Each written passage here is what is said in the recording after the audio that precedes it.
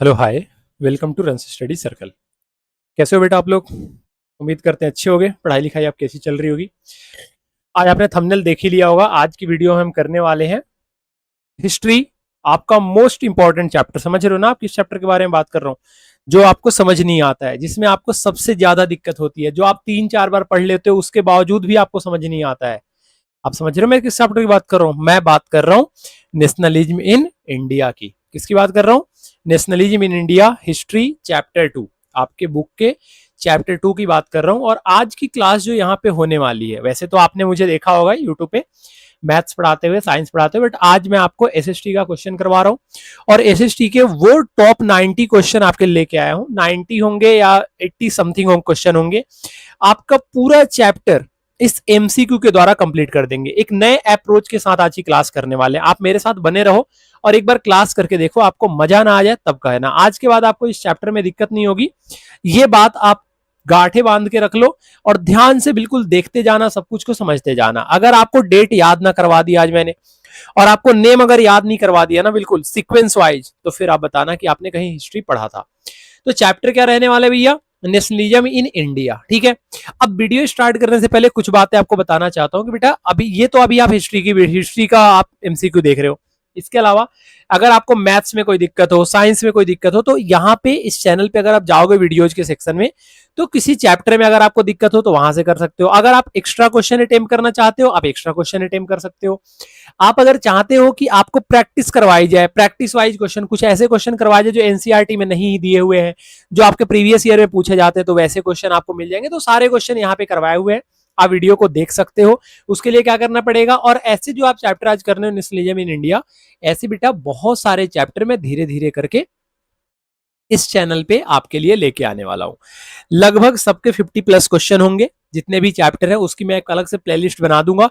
वहां पे जाके आप सभी चैप्टर को देख सकते हो, उसको अच्छे तरीके से पढ़ सकते हो और अपने चैप्टर को बिल्कुल ही आसान लैंग्वेज में कंप्लीट कर सकते हो। ठीक है, कोई दिक्कत नहीं होगा, ये मैं आपको गारंटी दे सकता हूं। ठीक है, इतना मैं आपको गारंटी दे सकता हूं कि आप पढ़ो, क्योंकि मैं आज आपके लिए, देखो ना, मैं आज आपके लिए अलग अलग लेवल में क्वेश्चन को डिवाइड करके लाया हूं। सबसे पहले इजी लेवल का क्वेश्चन है, फिर मॉडरेट लेवल का क्वेश्चन है, फिर थोड़ा सा उससे डिफिकल्ट क्वेश्चन है, फिर कंफ्यूजिंग लेवल का क्वेश्चन है, और फिर एसर्शन रीजन भी है। मजे की बात यह है कि आज की क्लास में हम एसर्शन रीजन भी लेके आए हुए हैं, जिनमें आपको सबसे ज्यादा दिक्कत होता है कि समझ ही नहीं आता क्या आंसर होगा। ठीक है, तो आपको करना क्या बेटा, सिर्फ बने रहना है मेरे साथ। आप पूरी की पूरी वीडियो को देखो, कॉपी लेके बैठ जाओ, और इसका जो पीडीएफ होगा मैं यहाँ पे डिस्क्रिप्शन बॉक्स में टेलीग्राम का लिंक लगा दूंगा।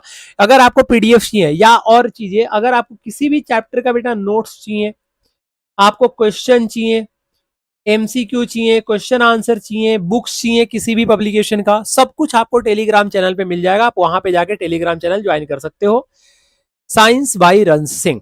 डिस्क्रिप्शन बॉक्स में आपको लिंक मिल जाएगा, वहां से क्लिक करके आप ज्वाइन कर सकते हो और इस पीडीएफ को वहां से आप अपने पास ले सकते हो। ठीक है, पहला क्वेश्चन पे आते हैं, क्वेश्चन स्टार्ट करते हैं। Who was the writer of Hind Swaraj? ये जो हिंद स्वराज बुक है, इसके राइटर कौन है? हिंद स्वराज के राइटर कौन है जनाब? देखो यहाँ पे हिंद स्वराज के राइटर कौन है। हिंद स्वराज आपको पता होना चाहिए, हिंद स्वराज को लिखा था महात्मा गांधी ने। किसने लिखा था बेटा? महात्मा गांधी ने लिखा था। हिंद स्वराज को किसने लिखा था?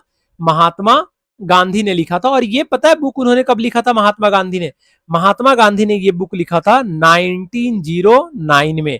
कब लिखा था? 1909 में। While returning, while returning from south Africa. जब वो साउथ अफ्रीका से इंडिया आ रहे थे, तो साउथ अफ्रीका, सॉरी, जब साउथ अफ्रीका वो रिटर्न हो रहे थे, तो उस टाइम उन्होंने एक बुक लिखा था जिसका नाम था हिंद स्वराज। तो महात्मा गांधी के द्वारा लिखा गया बुक है ये। इसमें क्या दिखाया जाता है? इसमें स्वराज के बारे में बात करते हैं महात्मा गांधी, नॉन वायलेंस के बारे में बात करते हैं, सेल्फ रूल के बारे में बात करते हैं। ये सभी आइडिया, वेस्टर्न सिविलाइजेशन को इसमें क्रिटिक, इनके बारे में लिखा हुआ है। और ये जो बुक लिखा गया है वो महात्मा गांधी के द्वारा लिखा गया। ठीक है जी, चलो सेकेंड क्वेश्चन क्या है? The cooperation movement was launch in. Cooperation movement को कब लॉन्च किया गया था? आपको पूरे 20 सेकंड का टाइम दिया जा रहा है, आप इसका आंसर बताओ मुझे। कितने सेकंड का? 20 सेकंड में आपको आंसर बताना है। The non corporation movement was launched in. Non corporation movement, असहयोग आंदोलन, कब लॉन्च किया गया था? असहयोग आंदोलन कब लॉन्च किया गया था? बता सकते हो आप कब लॉन्च किया गया था? थोड़ा सा आपको हिंट दूं, आपको थोड़ा सा हिंट दूं इसके बारे में। ये लॉन्च किया गया था रॉलेट एक्ट आने के बाद। किसके बाद किया गया था? रॉलेट एक्ट आने के बाद। और रॉलेट एक्ट कब आया था बेटा? रॉलेट एक्ट आया था, यहां पे लिख देता हूं मैं, रॉलेट एक्ट आया था बेटा 1919 में। 1919 में रॉलेट एक्ट आया था और उसके एक साल बाद 1920 में गांधी जी ने लॉन्च करा था नॉन कॉरपोरेशन मूवमेंट। इसमें उनको सपोर्ट करा था खिलाफत आंदोलन ने। खिलाफत आंदोलन कौन थे? जो अली ब्रदर थे ना, खिलाफत आंदोलन, उन्होंने गांधी जी को इसमें सपोर्ट करा था। और ये आंदोलन कब तक चला था बेटा?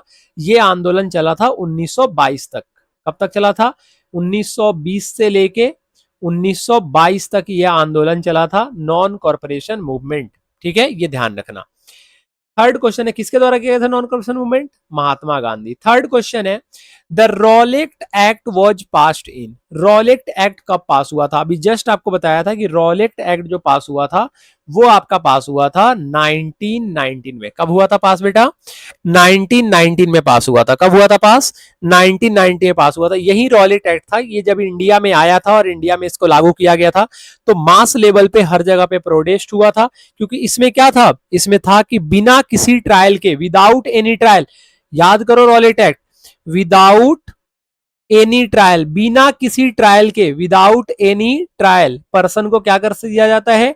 डिटेन कर दिया जाता है। Person has been detained, has been detained, person को क्या कर लिया जाता है बेटा?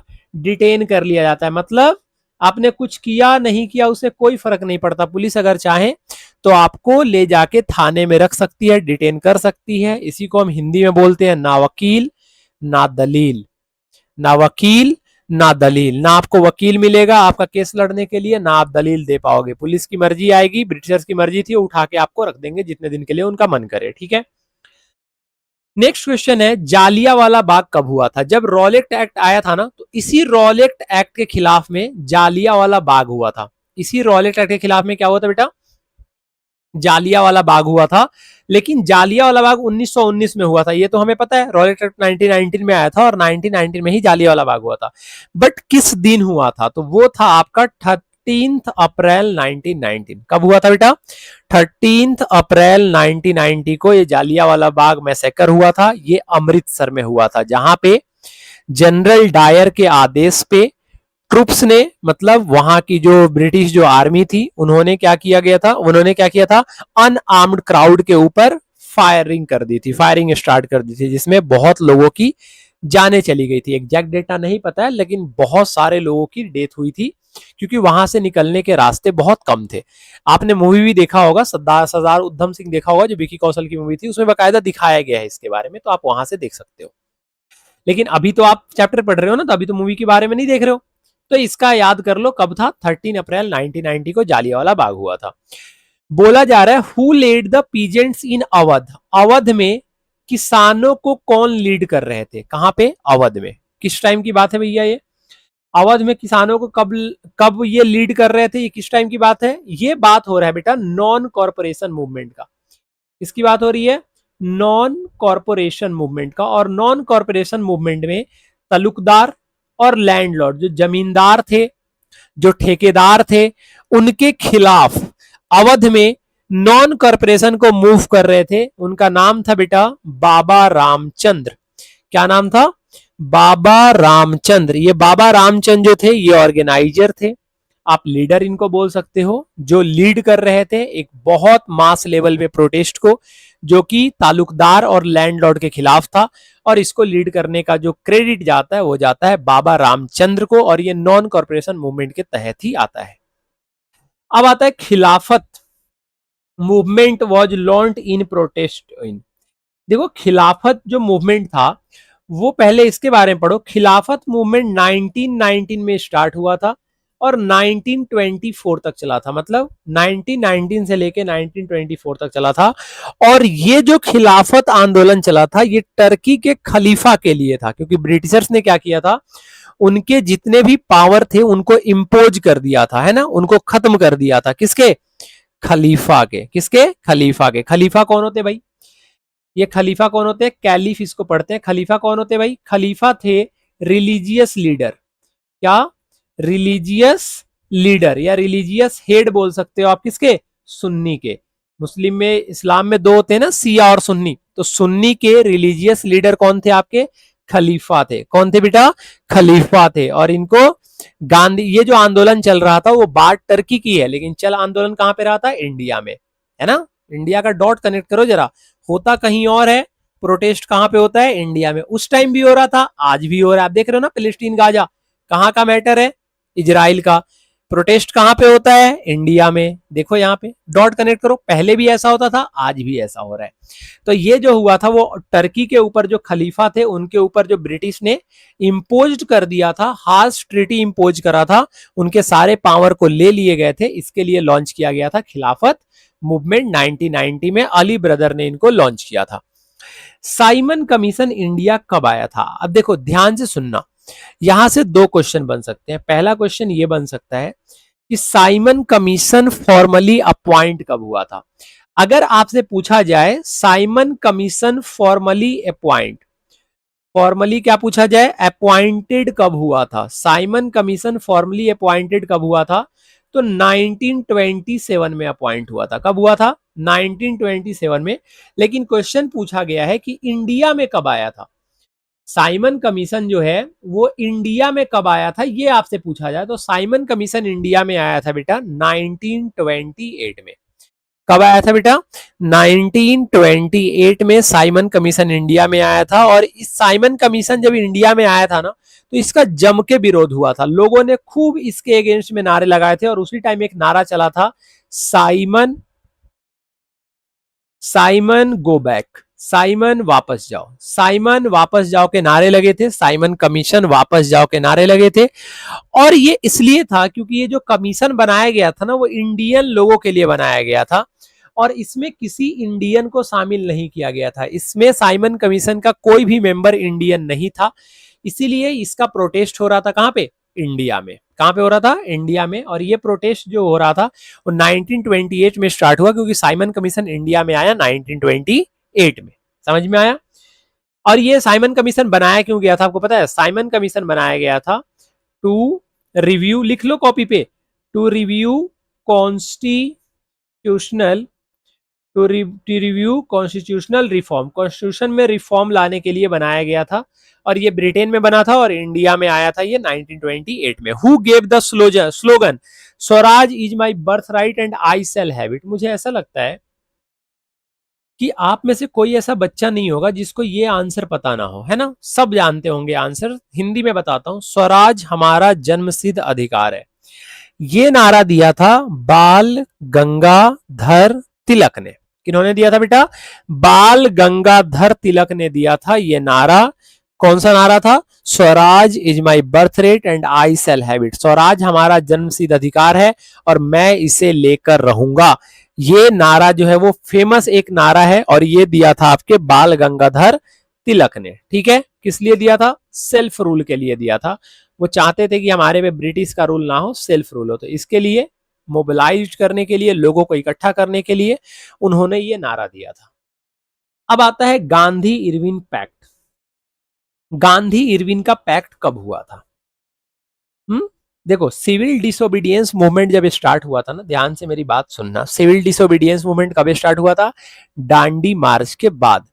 अब ये जो सिविल डिसोबीडियंस मूवमेंट स्टार्ट हुआ था, तो इसके फर्स्ट फेज में, इसके फर्स्ट फेज में क्या हुआ था, गांधी और इरविन के बीच में एक पैक्ट साइन हुआ था और उस पैक्ट को बोलते हैं गांधी इरविन पैक्ट। आप पैक्ट को इस तरीके से समझ सकते हो कि मैं मतलब किस चीज के लिए अग्री कर रहा हूं और सामने वाला भी उस चीज के लिए अग्री कर रहा है, तो उसको बोलते हैं पैक्ट। किसी एक मुद्दे पे अगर हम और आप दोनों अग्री करते हैं तो उसको बोलते हैं पैक्ट।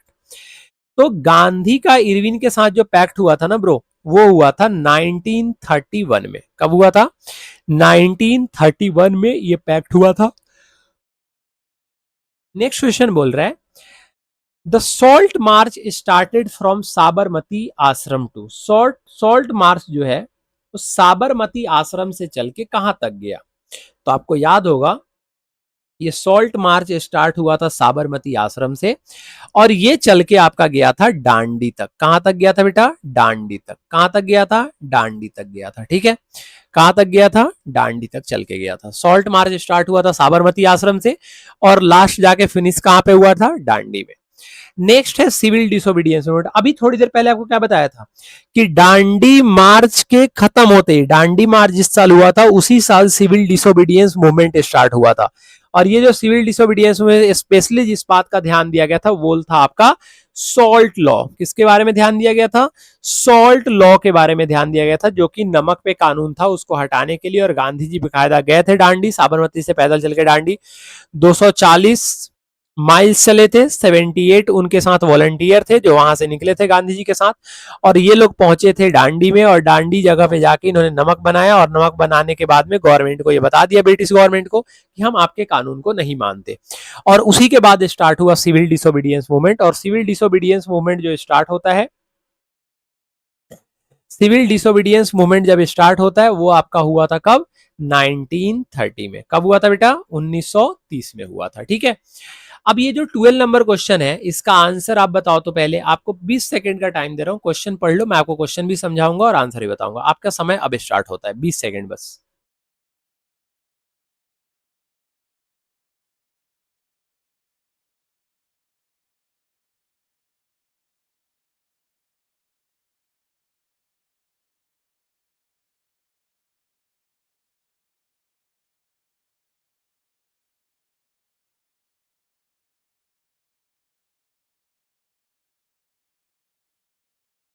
बताओ, हो गया खत्म आपका टाइम।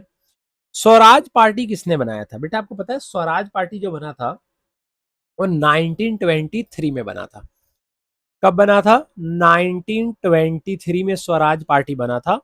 और स्वराज पार्टी बना था ताकि लेजिस्लेटिव काउंसिल का जो इलेक्शन था उसमें ये लोग पार्टिसिपेट कर सके कॉलोनियल गवर्नमेंट के खिलाफ। और ये पार्टी बनाई गई थी 1923 में। किसके साथ बनाई गई थी? कौन बोल रहा है भाई? नेहरू। नेहरू जी, बिल्कुल नेहरू के साथ बनाई गई थी। लेकिन नेहरू के साथ गांधी ने नहीं बनाई थी। बाल गंगाधर तिलक का पार्टी से कोई लेना देना नहीं था, और जिन्ना के साथ तो पार्टी नहीं बनी थी स्वराज। तो ये पार्टी था आपका मोतीलाल नेहरू और सीआर दास, मतलब चितरंजन दास और मोतीलाल नेहरू के साथ, ये दोनों ने साथ में मिलकर बनाया था स्वराज पार्टी। क्लियर है सर? बताइए। चलिए 30 नंबर क्वेश्चन पे आते हैं। सत्याग्रह मीन्स क्या है? बेटा एक बात बताऊं आपको, ये क्वेश्चन इतनी बार बच्चे गलत करते हैं ना, मैं आपको बताऊंगा, रीजन भी बताऊंगा कहां पे गलती करते हैं, क्यों उनके दिमाग में ऐसा आंसर आता है, सब कुछ करेंगे यार, चिंता काय बात की है। बस कॉपी पेन लेके बैठ जाओ, बाकी आप मेरे ऊपर छोड़ दो, सिखाना मेरी जिम्मेवारी है ना? सिखा के छोड़ेंगे, चिंता मत करो आप। ये क्या हो गया भाई? चलो, द टर्म सत्याग्रह मीन्स, सत्याग्रह का मतलब क्या होता है? सत्याग्रह का मतलब क्या होता है? सत्या, सत्य का मतलब होता है ट्रुथ। सत्य की इंग्लिश क्या होती है भाई? ट्रुथ। और ट्रुथ एक ही ऑप्शन में है, तो ऑप्शन नंबर सी होगा। बच्चे क्या करते हैं?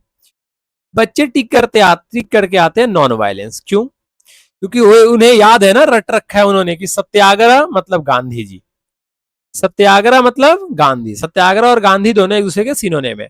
सत्याग्रह का मतलब गांधी, और गांधी का मतलब आइडिया ही गांधी का था नॉन वायलेंस का, कि हम हिंसा नहीं करेंगे, हम नॉन वायलेंस नहीं करेंगे। तो सत्याग्रह मतलब गांधी, और गांधी का मतलब ये लोग निकाल लेते हैं नॉन वायलेंस से, और टिक करके क्या आ जाते हैं? Non violence. जबकि एक्चुअल में जो आंसर होगा वो ट्रूथ फोर्स होगा, सत्य के लिए लड़ाई। सत्य के लिए लड़ाई को हम क्या बोलते हैं? सत्याग्रह। सत्य के लिए लड़ाई, उसको हम क्या बोलते हैं? सत्याग्रह। ठीक है भाई। अच्छा, ये जो ट्रूथ फोर्स है ना, इसकी जगह पे कभी कभी साउल फोर्स भी देता है। साउल फोर्स का मतलब भी सेम होता है, ठीक है, ध्यान रखना। विच इंसिडेंट फोर्स, 40 नंबर क्वेश्चन पे आ चुके हैं बेटा, है ना? जवाब दे रहे हो ना आप लोग? The which incident force Gandhi ji to call off the non corporation movement. Gandhi ji का जो नॉन कॉर्पोरेशन मूवमेंट चल रहा था, उस नॉन कॉर्पोरेशन मूवमेंट को खत्म ऐसा क्या हो गया कि गांधी जी को नॉन कॉर्पोरेशन मूवमेंट को बीच में ही खत्म करना पड़ा था? पता है आपको क्या हुआ था? उस टाइम हुआ क्या था कि फरवरी 1922 में एक भीड़ जो है वो पुलिस स्टेशन में जाके आग लगा देती है। और जब पुलिस स्टेशन में जाके आग लगा देते तो बहुत सारे ऐसे पुलिसमैन थे जो वहां पे मर जाते हैं, जो जिंदा जल जाते हैं। तो गांधी जी को ये लगा कि हमारे जो प्रोटेस्ट है उसी के नाम पे ये सारी हिंसा हो रही है देश में अलग अलग हिस्सों में। तो गांधी जी ने क्या किया, अपने प्रोटेस्ट को ही कॉल ऑफ कर दिया। तो वो इंसिडेंट जो हुआ था उसको हम बोलते हैं चौरी चौरा इंसिडेंट। क्या बोलते हैं बेटा? चौरी चौरा इंसिडेंट बोलते हैं। और ये चौरी चौरा जो इंसिडेंट हुआ था वो हुआ था फरवरी 1922। ध्यान रखना डेट सारे, 1922 फरवरी 1922 में क्या हुआ था? चौरी चौरा इंसिडेंट हुआ था, जिसके बाद गांधी जी ने अपने आंदोलन को रिकॉल किया था। नेक्स्ट है अल्लूरी सीताराम राजू। अल्लूरी सीताराम राजू कौन थे भाई? ये अल्लूरी सीताराम राजू आपको पता है? अल्लूरी सीताराम राजू जो थे वो एक ट्राइबल मूवमेंट को लीड कर रहे थे, और उस ट्राइबल मूवमेंट का नाम था गुरीला मूवमेंट। क्या नाम था बेटा? गुरीला मूवमेंट नाम था उस ट्राइबल मूवमेंट का। और इसको लीड कौन कर रहे थे? अल्लूरी सीताराम राजू। कौन लीड कर रहे थे? अल्लूरी सीताराम राजू लीड कर रहे थे। और ये जो जगह है आपका गुरीला मूवमेंट जहां पे हुआ था, ये आपका कहां पे हुआ था? गोड्डम हिल्स। और गोड्डम हिल्स कहां पे है? आंध्र प्रदेश में। गुड्डम हिल्स कहां पे भैया? आंध्र प्रदेश में। नेक्स्ट क्वेश्चन पढ़ो। कांग्रेस ने पूर्ण स्वराज की डिमांड कब करी थी? कांग्रेस ने पूर्ण स्वराज की डिमांड कब करी थी? When deed Congress demand the पूर्ण स्वराज? तो ये कांग्रेस ने बेटा डिमांड करी थी। कांग्रेस ने कब डिमांड करी थी ब्रो? कांग्रेस ने डिमांड करी थी आपकी किस सेशन में करा था?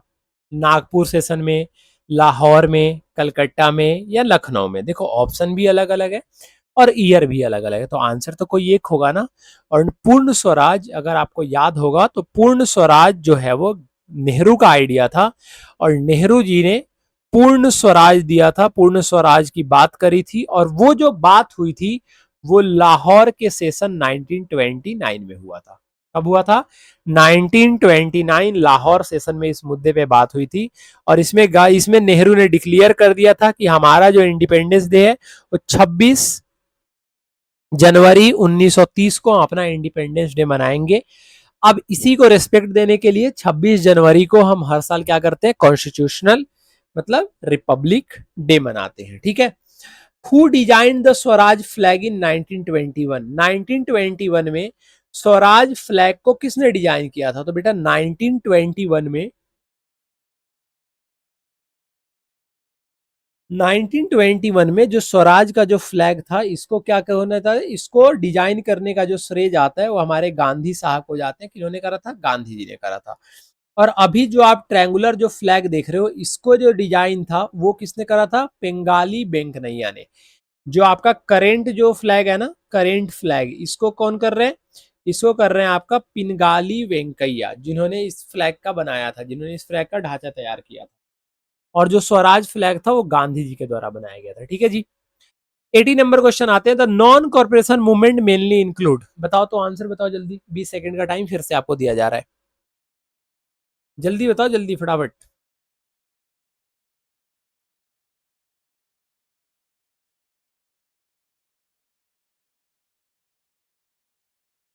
तो भैया नॉन कॉर्पोरेशन मूवमेंट में किस चीज को इंक्लूड किया गया था? नॉन कॉर्पोरेशन मूवमेंट इंक्लूड किया गया था फॉरेन गुड को हम बायकॉट करेंगे, बिल्कुल सही बात है। विदेशी माल का हम यूज नहीं करेंगे। स्कूल नहीं जाएंगे, मतलब टीचर ने स्कूल पढ़ाने जाना बंद कर दिया, लड़कों ने कॉलेज जाना बंद कर दिया, कोर्ट में वकील जाने बंद हो गए, जज जाने बंद हो गए, तो हमने इसका भी बाइकआउट कर दिया। तो हमने ए का तो बाइकआउट किया ही, बी का बाइकआउट करा। और सरेंडर ऑफ टाइटल मतलब हमें जो टाइटल मिले थे ब्रिटिश के द्वारा, हमारे यहाँ के जो बड़े बड़े जो लोग थे, मतलब जिनका लिटरेचर में योगदान था और किसी और चीज में योगदान था, उसको ब्रिटिशर ने सम्मानित किया था। जैसे कि आपके रविन्द्रनाथ टैगोर थे, तो रविन्द्रनाथ टैगोर ने भी क्या किया था? उनका जो टाइटल था उसको रविन्द्रनाथ टैगोर ने वापस कर दिया था। किसके बाद में वापस करा था?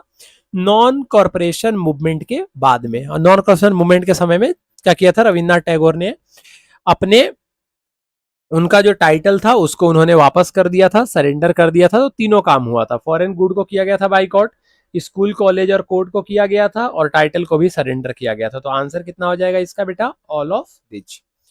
क्या हो जाएगा? All of दिच। 19 नंबर तक पहुंच चुके हैं। 19वीं नंबर पे आते हैं, बोल रहे जालियांवाला बाग जो ट्रेजेडी हुआ था उस टाइम इंडिया के वायसरॉय कौन थे? वायसरॉय कौन?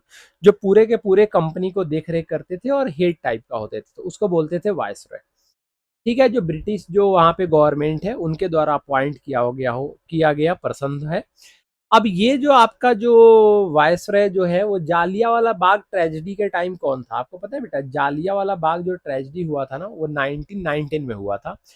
और ये जो आपके एक इसमें से इन चारों में से एक ऐसे वायसरॉय हैं जिनका कार्यकाल 1916 से लेके 1921 तक ये इंडिया के वायसरॉय हुए थे और इन्हीं के बीच में हुआ था जालियांवाला बाग। तो वो नाम है बेटा लॉर्ड चेम्सफोर्ड। क्या नाम है?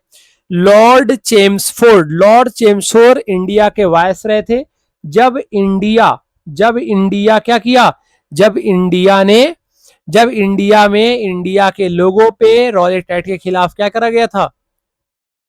मार दिया गया था, फायरिंग कर दिया गया था, ओपन फायरिंग कर दिया गया था। ठीक है, तो ध्यान रखना। हु लेड द बरदोली सत्याग्रह? देखो आपको अगर नहीं भी पता हो ना तो ये जो बरदोली सत्याग्रह आप देख रहे हो ना ये 1928 में स्टार्ट हुआ था। कब स्टार्ट हुआ था बेटा? 1928 में ये स्टार्ट हुआ था। और ये इसलिए स्टार्ट किया गया था ताकि हम एक दूसरे से क्या कर सके, बारदोली मूवमेंट में 1928 में लॉन्च किया गया था 1920 में। और इसको जो लॉन्च किया था, इनके जो हेड थे जो इनको लीड कर रहे थे वो थे आपके सरदार वल्लभ भाई पटेल। और सरदार वल्लभ भाई ने तो नहीं लिखा हुआ है बट इसका आंसर क्या हो जाएगा आपका? सरदार पटेल। ठीक है, तो ये जो 20 क्वेश्चन आपने देखे हैं ये निहायत ही आसान क्वेश्चन थे, बहुत आसान थे, ज्यादा डिफिकल्ट नहीं है। अब मॉडरेट लेवल के क्वेश्चन में आते हैं और इसका कितना रहने वाला है? 21 से लेके 40 तक। कितना रहने वाला है? 21 से लेके 40 का जो क्वेश्चन होगा वो मॉडरेट लेवल का क्वेश्चन होगा। और मैं आपको एक और बात बताता हूं बेटा, अगर आपने वीडियो को अभी तक लाइक नहीं किया है और यहां तक आप वीडियो में आ गए हो तो बेटा फटाफट जाके वीडियो को लाइक कर दो। चैनल को सब्सक्राइब नहीं किए हो, अगर आप फर्स्ट टाइम व्यूअर हो तो आप चैनल को सब्सक्राइब कर दो, वीडियो को लाइक कर दो और दबा के दोस्तों में शेयर कर दो। ठीक है, जहां जहां आपको ग्रुप्स मिले, आपके स्कूल का, आपके ट्यूशन का, वहां पे आप इसको शेयर कर सकते हो। नेक्स्ट है मॉडरेट लेवल का क्वेश्चन 21 से लेके 40 तक। ये क्वेश्चन बोल रहा है why did Gandhi ji call off the Rowlatt satyagraha? Rowlatt satyagraha को गांधी जी ने क्यों रोका था? गांधी जी ने रोक दिया था ना, अभी जस्ट बताया था आपको, सत्याग्रह को गांधी जी ने बीच में रोक दिया था। तो गांधी जी ने सत्याग्रह को क्यों रोका था? इसके पीछे का कारण था जालियांवाला बाग ट्रेजेडी। क्या कारण था? जालियांवाला बाग ट्रेजेडी था। तो जालियांवाला बाग जब ट्रेजेडी है ना, इसका आंसर जब जालियांवाला बाग है due to Jallianwala Bagh tragedy. तो जालियांवाला बाग जो ट्रेजेडी हुआ था वो 13 अप्रैल 1990 को हुआ था। कब हुआ था? 13 अप्रैल 1990 को हुआ था। ठीक है, क्या? रॉलेट एक्ट पास। और तो इसका आंसर क्या हो जाएगा? जालियांवाला बाग जो हत्याकांड हुआ था, जालियांवाला बाग में जो भीड़ के ऊपर जो गोली चलाई गई थी उसमें बहुत लोगों की जान चली गई थी। तो वो जो आंसर होगा जालियांवाला बाग ट्रेजेडी होगा। 22 नंबर क्वेश्चन पे आते हैं, बोल रहा है the non corporation movement was withdrawn in 1922।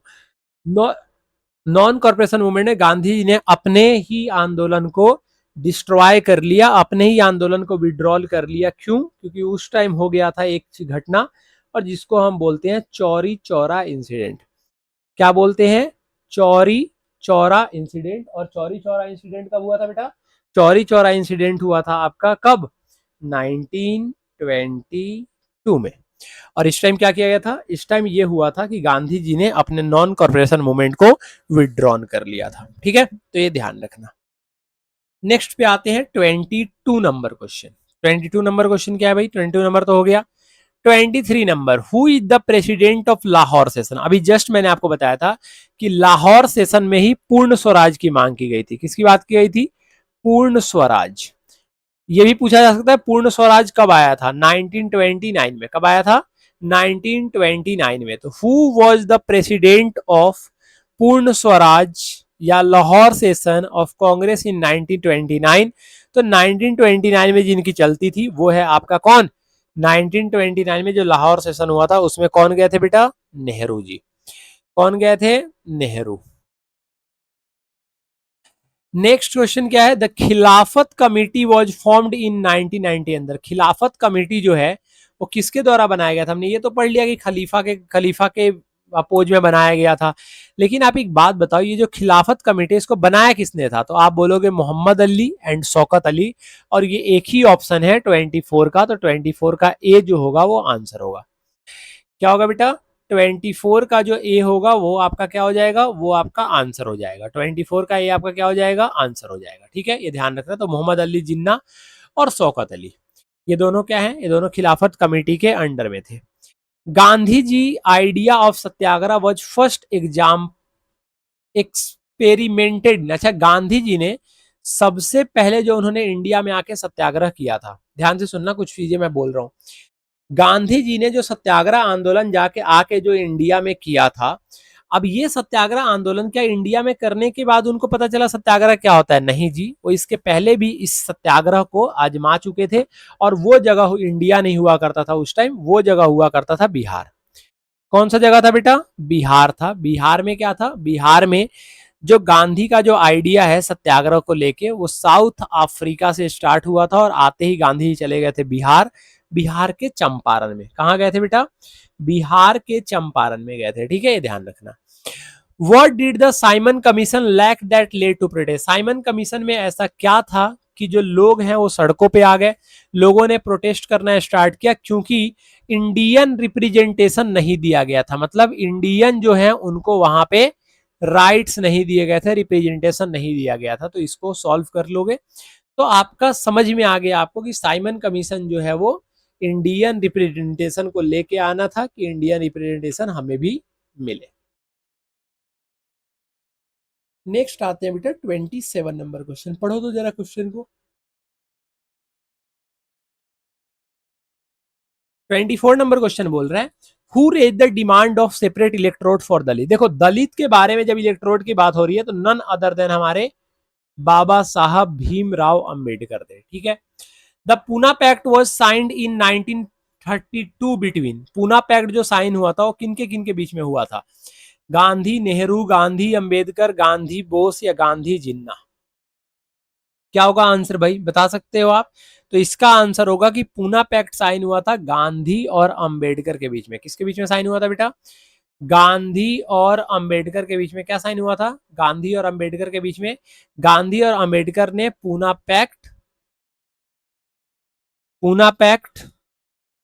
Pact जो साइन हुआ था वो क्रेडेंशियल डॉक्यूमेंट है, और ये जो साइन हुआ था वो हुआ था आपका गांधी, किसे किसके बीच में हुआ था बेटा? गांधी और अंबेडकर। गांधी और अंबेडकर। तो ऑप्शन नंबर जो बी है वो क्या है? ऑप्शन नंबर बी जो है वो करेक्ट है। ठीक है जी, चलो नेक्स्ट क्वेश्चन बोला जा रहा है आपसे। 29 नंबर हो गया, 28 हो गया, 29 पे आते हैं। बोल रहे हैं Swaraj party was formed after. Swaraj party कब बनाया गया था? स्वराज पार्टी जो बनाया गया था वो कब बनाया गया था? आपको मैं हिंट दूं, स्वराज पार्टी बेटा बना था 1923 में। स्वराज पार्टी कब बना था? 1920 1920।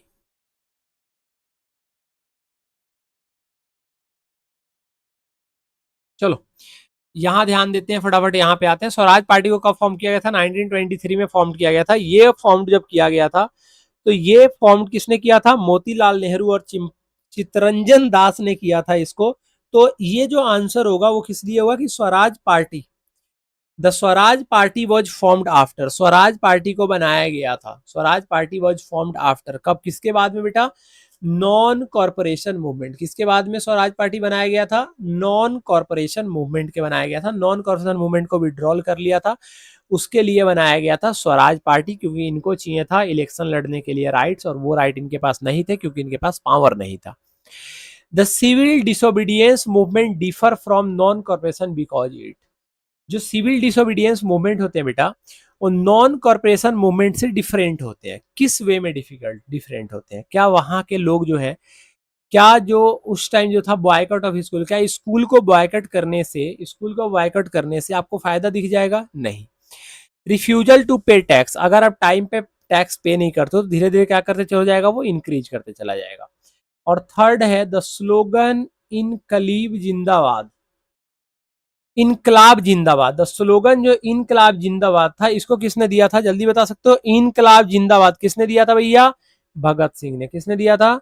भगत सिंह ने। किसने दिया था बेटा? भगत सिंह ने दिया था। ठीक है, बोल रहा था civil disobedience movement different from non cooperation. Civil disobedience और नॉन कॉर्पोरेशन मूवमेंट में बिल्कुल बड़ा सिंपल सा लॉजिक है। जो सिविल डिसोबीडियंस मूवमेंट है और नॉन कॉर्पोरेशन मूवमेंट है, तो नॉन कॉर्पोरेशन मूवमेंट में क्या हो गया, जो नॉन कॉर्पोरेशन मूवमेंट है उसमें एक आता है आपका सिविल डिसोबीडियंस मूवमेंट, और ये जो है वो ठीक है। तो सिविल डिसोबीडियंस मूवमेंट कैसे है बेटा? नॉन कॉर्पोरेशन मूवमेंट से अलग, बाकी सब कुछ सेम है। लेकिन किसकी बात कर रहा हूं मैं? लेकिन, और लेकिन का मतलब क्या है? रिफ्यूजल टू पे टैक्स। क्या है बेटा? रिफ्यूजल टू पे टैक्स, आपने टैक्स देने से मना कर दिया। नेक्स्ट क्वेश्चन पे आते हैं। भगत सिंह का हमने पढ़ ही लिया था, भगत सिंह ने स्लोगन दिया था इनकलाब जिंदाबाद। Which class participated in large number of civil disobedience? Civil disobedience में सबसे ज्यादा किस पार्टी ने गांधी जी का सपोर्ट किया था? तो वो थे आपके कौन से? Rich peasants. कौन थे बेटा? Rich peasants. ठीक है, अमीर जो पीजेंट्स थे, उन्होंने क्या किया था? उन्होंने ये दिया था कब? 19 I think, participate in large number ना सिविल डिसोबीडियंस 30। ठीक है, तो large number in civil disobedience है उसमें कौन से ज्यादा कौन से क्लास पार्टिसिपेट करते हैं? तो रिच पीजेंट्स। कौन करते हैं बेटा? रिच पीजेंट्स करते हैं, ये ध्यान रखना। अब 33 नंबर क्वेश्चन पे आते हैं। कराची सेशन जो 1931 में हुआ था, इसमें किस बात पे ध्यान दिया गया था?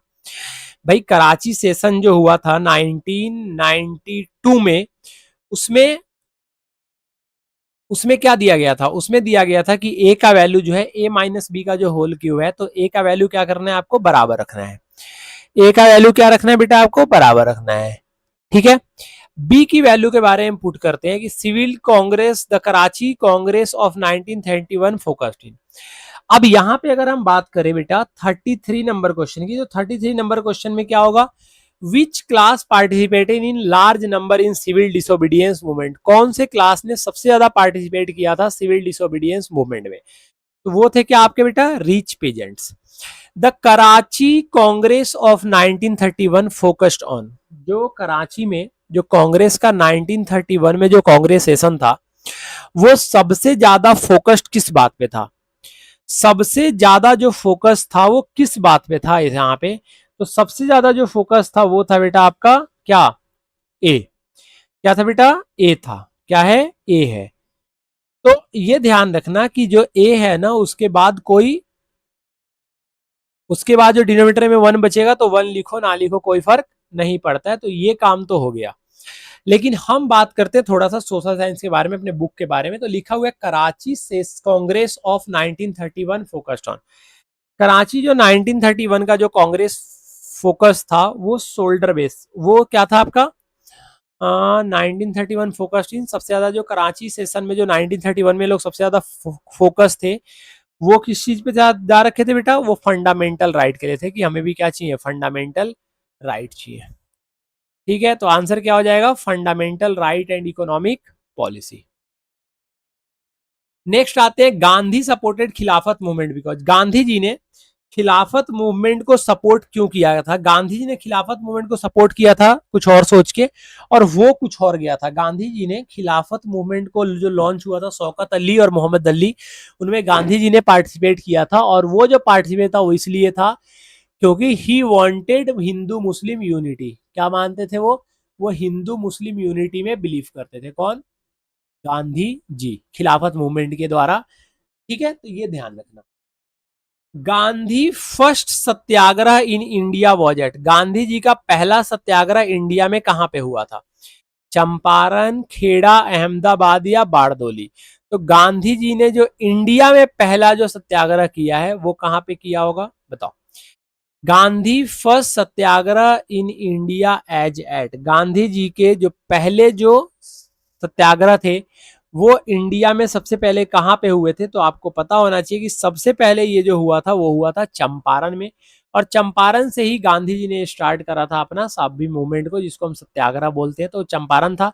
इनको न्योता कौन देने आए थे, बुलाया किसने था, तो वो बुलाया था आपके किसने, वो बुलाया था आपका, किसने बुलाया था, Gandhi ji. First satyagraha in India ना, तो गांधी जी का जो फर्स्ट सत्याग्रह था इंडिया में वो कहां पे था आपका, कहां पे था, चंपारण। कहां पे था बेटा, चंपारण था। तो ये ध्यान रखना है आपको। अब आते हैं 36 नंबर क्वेश्चन पे। 36 नंबर क्वेश्चन क्या है भाई, the peasants of Awadh refuse to, Awadh के जो किसान थे उन्होंने किस चीज के लिए किस चीज के लिए मना कर दिया था, रिफ्यूज कर दिया, पे रेंट, रेंट के लिए, रिवेन्यू के लिए, लगान के लिए, या ऑल ऑफ दिस। क्या होगा इसका आंसर, बता सकते हो आप 36 का। The peasant of Awadh refuse to, जो अवध के जो पीजेंट है उन लोगों ने रिफ्यूज कर दिया। क्यों रिफ्यूज करा भाई, 36 नंबर जो है, 36 जो है वो क्यों करना है इसको हटाना।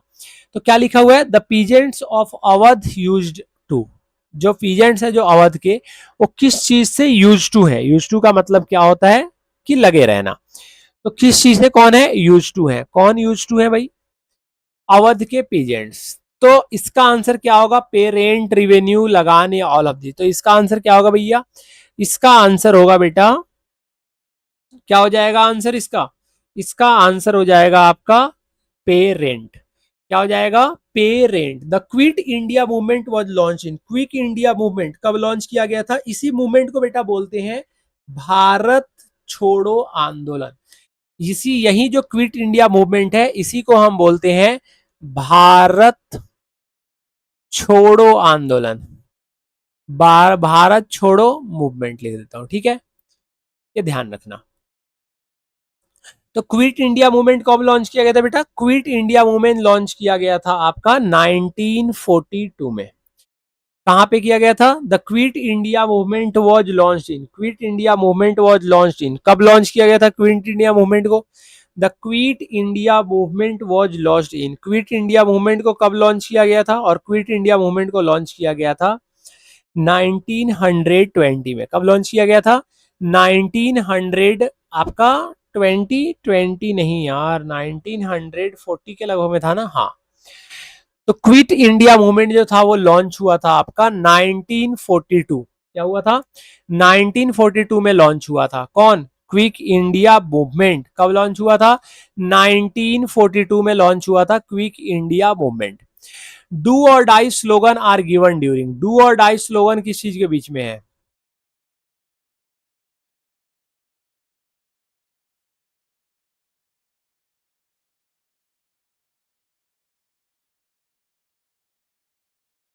अब ध्यान से जरा देखना क्या लिखा हुआ है, do or die slogan was given during, do or die slogan, do or die slogan के बारे में बात हो रही है। और डू और डाई का मतलब क्या हुआ, डू और डाई मतलब क्विट इंडिया मूवमेंट, और इसको लॉन्च कब किया गया था भैया, तो 37 का जो आंसर होगा वो 1942 हो जाएगा। क्या हो जाएगा बेटा, 1942, ठीक है। Do or die slogan was given during, do or die slogan जो है वो किन्होंने दिया था और किस लिए दिया था। तो ये जो आंसर है ना आपका, ये क्या, कि quit India movement was launch in, quick India movement जो था वो लॉन्च्ड हो गया, कहां पे लॉन्च हो गया, वो तो आपको रिच्ड होगा, रिच्ड मतलब पहुंचने वाले, रिच मतलब क्या हुआ, पहुंचने वाले। तो डू और डाई जो स्लोगन था ना बेटा, ये डू और डाई जो स्लोगन था वो आपको किसको पढ़ना चाहिए था, हम्म, क्या है क्वेश्चन, क्या है भाई,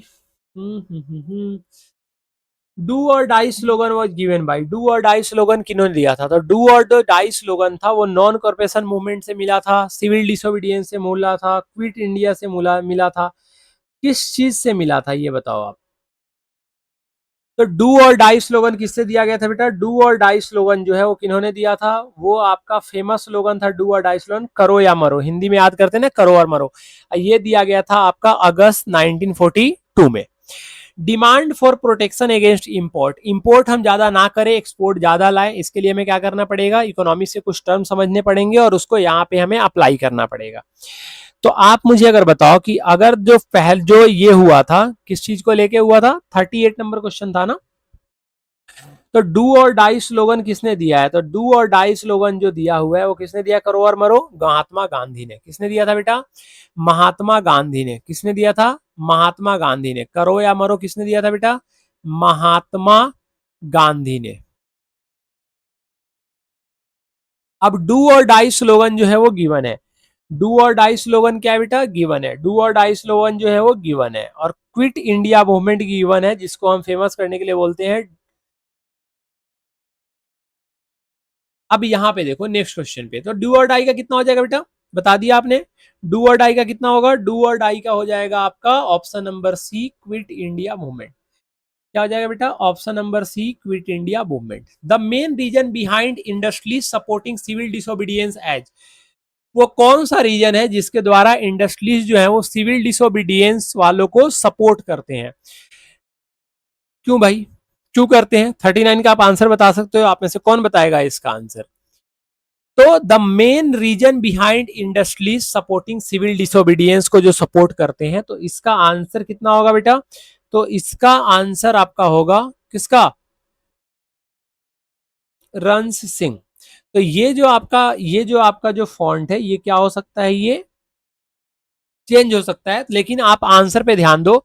the main reason behind industries supporting civil disobedience are, civil disobedience movement, civil disobedience movement, आपको एक रीजन बताना है एज ए इंडस्ट्रीज जिसमें आप सपोर्ट करते हो सिविल डिसोबीडियंस वाले को। तो इसका आंसर क्या होगा बेटा? इसका आंसर होगा demand for protection against exploitation, demand for protection against import. ये किसका आंसर हो जाएगा?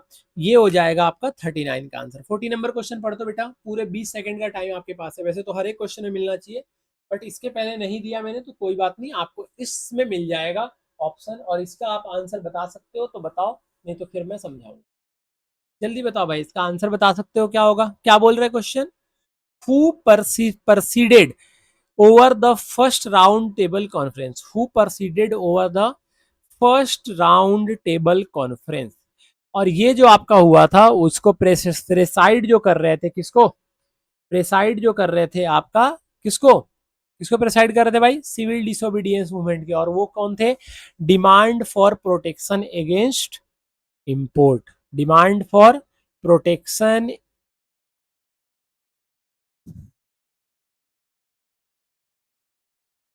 क्या टिक कर रहा है जल्दी बताओ आप?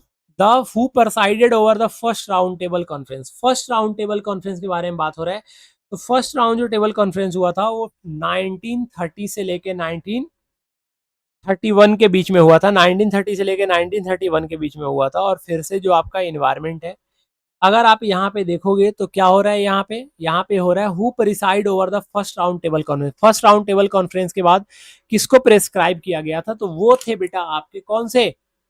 Ramsay McDonald. कौन थे बेटा? Ramsay McDonald. कौन थे बेटा? रायमन। कौन थे? कौन थे बेटा? ये क्या है question? We who presided over the first round table conference, first round table conference, first round table conference. और फर्स्ट राउंड जो टेबल कॉन्फ्रेंस हुआ था उसमें थे रामसे मैकडोनाल्ड। ठीक है, तो आंसर क्या हो जाएगा आपका? Ramsay MacDonald. इसका आंसर होगा answer number C. 41 number question पे आते हैं। 41 नंबर क्वेश्चन एसर्शन रीजन के क्वेश्चन। आपको पता है ना बेटा, अगर दोनों सही होंगे और दोनों के बीच में अगर कोई रिलेशन बन रहा होगा तो आपके पॉजिटिव आंसर आते हैं। अगर रिलेशन नहीं बन रहा होगा, पॉइंट में हो या वेट अलग लगा हो, तो आप क्या कर सकते हो? यहाँ पे आप एसर्शन रीजन का जवाब दे सकते हो। अगर दोनों सही है और एसर्शन रीजन से कनेक्ट है तो ऑप्शन नंबर ए। अगर मान लो कि दोनों सही है लेकिन एसर्शन रीजन कनेक्ट नहीं है तो फॉल्स। तो इस बात का आपको ध्यान में रखना है। अगर एसर्शन सही हो जाए और रीजन गलत हो जाए तो बात बन सकती थी, लेकिन दोनों केस में क्या हुआ? ये जो आप जो दोनों केस देख रहे हो, एक एसर्शन और एक रीजन, तो लॉन्ग आंसर टाइप जरा ये क्वेश्चन है। और 41 से 55 लगभग 14 क्वेश्चन करेंगे। पहला क्वेश्चन है Gandhi ji call off non corporation after Chauri Chaura. बिल्कुल अभी हमने पढ़ा था कि गांधी जी ने नॉन कॉर्पोरेशन मूवमेंट को कॉल ऑफ कर लिया था चौरी चौरा के बाद में। सेकंड क्या है बेटा? सेकंड है he believed non violence was the core principle of satyagraha. हाँ बिल्कुल, गांधी जी बिलीव करते थे कि अगर हम वायलेंस नहीं करेंगे तो शायद हमारा आंदोलन जो हो वो सफल हो। तो वो कौन थे? गांधी जी थे। तो क्या 41 एक दूसरे से इंटरकनेक्टेड है? हाँ जी बिल्कुल, 41 एक दूसरे से इंटरकनेक्टेड है। तो ये आपका क्या हो जाएगा? Option number A. Option number A ही क्यों? क्योंकि ऑप्शन नंबर ए को अगर आप ध्यान से देखोगे तो ऑप्शन नंबर ए में असर्शन सही होता है, ऑप्शन नंबर बी में भी असर्शन सही है, लेकिन अगर यहाँ पे हम ध्यान से देखें तो ये दोनों एक दूसरे से कनेक्टेड है, तो इसका आंसर क्या हो जाएगा, बोथ ए एंड बी, मतलब both assertion and reason are true, ये ध्यान रखना। 42 नंबर बोल रहे हैं Simon commission was boycotted. Simon commission को क्या किया गया था, बाइकआउट कर दिया गया था। बिल्कुल हमने पढ़ा था बाइकआउट किया गया था, लेकिन क्यों किया गया था ये भी तो थोड़ा पढ़ लेना।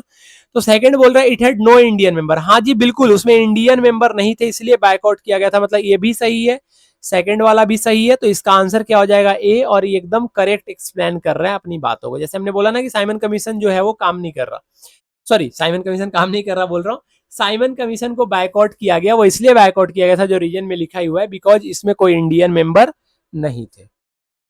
अब 43 नंबर क्वेश्चन पे आते हैं, इंडस्ट्री सपोर्टेड सिविल डिसोबीडियंस। क्या इंडस्ट्री सिविल डिसोबीडियंस को सपोर्ट कर रहे थे, जी बिल्कुल सपोर्ट कर रहे थे। वो कैसे कर रहे थे, तो they wanted protection against British good. वो क्या बोलते थे कि ब्रिटिश गुड से अगर कोई प्रोटेक्शन, अगर कोई हमारे पास सब्सटेंस आ रहा है तो हमें क्या चाहिए बेटा, हमें प्रोटेक्शन चाहिए। क्या चाहिए, प्रोटेक्शन चाहिए। तो ये प्रोटेक्शन मांग रहे थे, जी बिल्कुल मांग रहे थे। प्रोटेक्शन मांग रहे थे भाई, जी बिल्कुल मांग रहे थे। तो अच्छा नेक्स्ट क्या है, they wanted protection against British. हाँ दोनों एक दूसरे को, दोनों एक दूसरे का सही है, दोनों ऑप्शन सही है। और जो पहला ऑप्शन है, option number A, option number sorry ये सर्सन वो रीजन के साथ इंटरकनेक्टेड है, ठीक है, ये ध्यान रखना। अब आते हैं 44 नंबर क्वेश्चन, खिलाफत movement merge with non corporation. खिलाफत मूवमेंट जो है वो नॉन कॉर्पोरेशन मूवमेंट में क्या किया गया, खिलाफत मूवमेंट को नॉन कॉर्पोरेशन मूवमेंट में मर्ज कर दिया गया, जी बिल्कुल सही बात है। क्यों किया गया, जरा रीजन पढ़ते हैं। गांधी वांटेड हिंदू मुस्लिम यूनाइटी, वो इसलिए किया गया क्योंकि गांधी जी जो है वो हिंदू मुस्लिम यूनाइटी चाहते थे। क्या ये बात सही है, आप इस बात को मानते हो, अग्री करते हो इस बात पे, तो आप बोलोगे हाँ बिल्कुल हम अग्री, इस बात पे हम अग्री कर सकते हैं। क्यों, क्योंकि 4 नंबर क्वेश्चन देखो, बोल रहा है खिलाफत जो कमेटी थी उसने नॉन कॉर्पोरेशन मूवमेंट में अपने आप को मर्ज कर लिया था, जी बिल्कुल मर्ज कर लिया था। और गांधी जी ने इसलिए ये मर्ज करवाया था क्योंकि गांधी जी चाहते थे हिंदू मुस्लिम यूनिटी, ठीक है। तो गांधी जी ने ये रिमूव करवाया था, और ये जो पूना पैक्ट था, यही पूना पैक्ट बोल रहा हूं आपको, ये जो खिलाफत मूवमेंट वाला था ये गांधी जी ने इसको लीड करा था। तो इसका भी आंसर नंबर क्या हो जाएगा बेटा, ऑप्शन नंबर ए हो जाएगा। क्या हो जाएगा, ऑप्शन नंबर ए हो जाएगा। एसर्शन भी सही है, रीजन भी सही है, और रीजन जो है वो करेक्ट एक्सप्लेनेशन है किसके, एसर्शन के। किसके बेटा, एसर्शन के। तो ये बात भी सही है, तो इसका भी आंसर हो गया A. Poona pact gave separate to Dalit. हाँ पूना पैक्ट जो है वो दलित लोगों को अलग से अधिकार देता था, जी बिल्कुल सही बात है भाई। पूना पैक्ट जो था वो लोगों को क्या देता था, सेपरेट इलेक्ट्रोड की बारे में बात कर रहा था, हाँ जी बिल्कुल कर रहा था। दूसरा है गांधी जी सपोर्टेड इट। क्या गांधी जी ने खिलाफत मूवमेंट को नॉन कॉर्पोरेशन मूवमेंट में मर्ज करने का, क्या उन्होंने कुछ बोला था मर्ज करने का,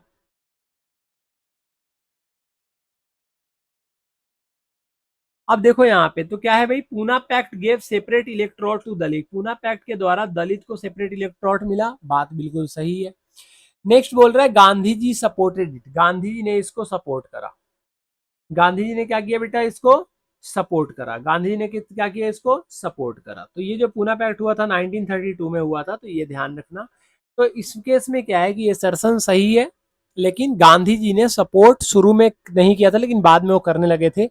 तो आंसर क्या होगा बेटा, आंसर इसका हो जाएगा आपका 46 नंबर पे पहुंच चुके हैं ना। तो 46 का हो जाएगा कि दोनों सही है, और जो रीजन है वो करेक्ट एक्सप्लेनेशन है सरसन का। नेक्स्ट 47 नंबर, अगर 46 देखोगे तो salt march becoming symbolic. Salt march becomes symbolic, salt march becomes symbolic, बात तो बिल्कुल सही है। नेक्स्ट बोल रहा है सॉल्ट आर द मोन necessity, common necessity of all class. हमारे इंडिया में जितने भी परिवार रहते हैं, चाहे वो मिडिल हो, रिच हो, स्मॉल हो, उन सभी के पास क्या है बेटा, सभी के पास क्या है, जरूरत की जितनी भी आपको चीजें हैं वो मिल जाएंगी। तो उस टाइम भी ऐसे ही था कि सॉल्ट लॉ जो बोला गया कि सॉल्ट जो मार्च था वो सिंबॉलिक था। सॉल्ट जो मार्च था वो सिंबॉलिक था, जी बिल्कुल सिंबॉलिक था। नेक्स्ट बोल रहा है salt can be common necessity of all class. Salt can be common है, इसलिए कम किया गया क्योंकि सॉल्ट जो है वो सभी लोगों को चाहिए, वो कॉमन नेसेसिटी है। तो ए भी सही है, आर भी सही है, और ए आर का करेक्ट एक्सप्लेनेशन है, तो ये ध्यान रखना। नेक्स्ट बोला जा रहा है 47 नंबर। 47 नंबर क्वेश्चन क्या है? Quit India movement was successful in immediate independence. Quit India movement was successful in immediate movement. Quit India movement, अगर हम जैसी बेटा क्विट इंडिया मूवमेंट के बारे में बात कर रहे हैं तो क्विट इंडिया मूवमेंट कितना हो जाएगा? क्विट इंडिया जो मूवमेंट है वो क्या हो जाएगा, बता सकते हो आप? Quit India movement was successful in immediate independence. Quit India movement जो था वो सक्सेसफुल था जी, बिल्कुल सक्सेसफुल था। British left India in 1946। British जो है वो इंडिया को छोड़ के 1946 में चले गए थे। खतरनाक क्वेश्चन है भाई ये। हैं? बताओ बताओ बताओ बताओ। Quit India movement was successful in immediate independence. Quit India movement जो था वो सक्सेसफुल हुआ था जी, बिल्कुल बात है। British left 1947। हाँ, ब्रिटिश ने 1947 में देश को आजाद कर दिया था, देश छोड़ के चले गए थे ब्रिटिश। तो इसका आंसर क्या होगा बेटा? Answer number A. ठीक है, क्या हो जाएगा? आंसर नंबर ए। नेक्स्ट आपका क्या बोला जा रहा है? 48 तक हम पहुंच चुके हैं। 48 नंबर क्वेश्चन है, Rowlatt act was opposed by Indian. क्या रॉलेट एक्ट को इंडियन ने अपोज किया था?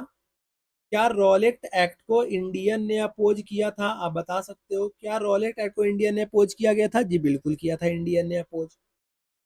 नेक्स्ट है कि it gave government power to detain political prisoner without trial. Rowlatt act के द्वारा गवर्नमेंट के पास ये पावर होती है को किसी भी प्रिजनर को क्या कर सकता है? बिना ट्रायल के जेल में डाल सकता है, डिटेन कर सकता है। तो बात सही है, दोनों ए और आर दोनों सही है और एक दूसरे के करेक्ट एक्सप्लेनेशन भी है। तो इसका भी आंसर 48 का क्या हो जाएगा? ए हो जाएगा। ठीक है, 48 का कितना हो जाएगा बेटा? 48 का जो है वो ए हो जाएगा, ध्यान रखना। 48 का कितना हो जाएगा भैया? 48 का हो जाएगा ए। चलो 49 नंबर क्वेश्चन में आते हैं। क्या बोल रहे हैं? Gandhi supported peasants of Champaran. Gandhi ji ने चंपारण के पीजेंट को सपोर्ट किया था। हाँ, चंपारण के जो किसान थे उसको गांधी ने सपोर्ट किया गया था। वहां पे 3 कठिया कानून चल रहा था, उसको खत्म किया गया था। और खास करके अगर आप देखोगे नेक्स्ट वाला पढ़ोगे तो नेक्स्ट क्या है बेटा? They are force to grow indigo. Gandhi ji peasants को सपोर्ट कर रहे थे, वो इसलिए सर सपोर्ट कर रहे थे क्योंकि वो लोग क्या कर रहे थे? जबरदस्ती इंडिगो की खेती करवा रहे थे। तो 49 का क्या होगा बेटा? ए और बी दोनों, सॉरी 49 का एसर्शन भी सही है, रीजन भी सही है। और रीजन जो है वो एसर्शन का करेक्ट एक्सप्लेनेशन है। तो आंसर क्या होगा इसका? They are force to grow. तो इसका आंसर कितना होगा बेटा? ये क्या हम कौन सा क्वेश्चन सॉल्व कर रहे थे? 49। तो ये हो जाएगा 49। 50 नंबर पे आते हैं। 50 नंबर में एसर्शन क्या बोल रहा है? पढ़ो तो जरा, 2 मिनट का टाइम दे रहा हूँ, मैं पानी पी लेता हूँ, फटाफट पढ़ो तो क्या होगा जल्दी।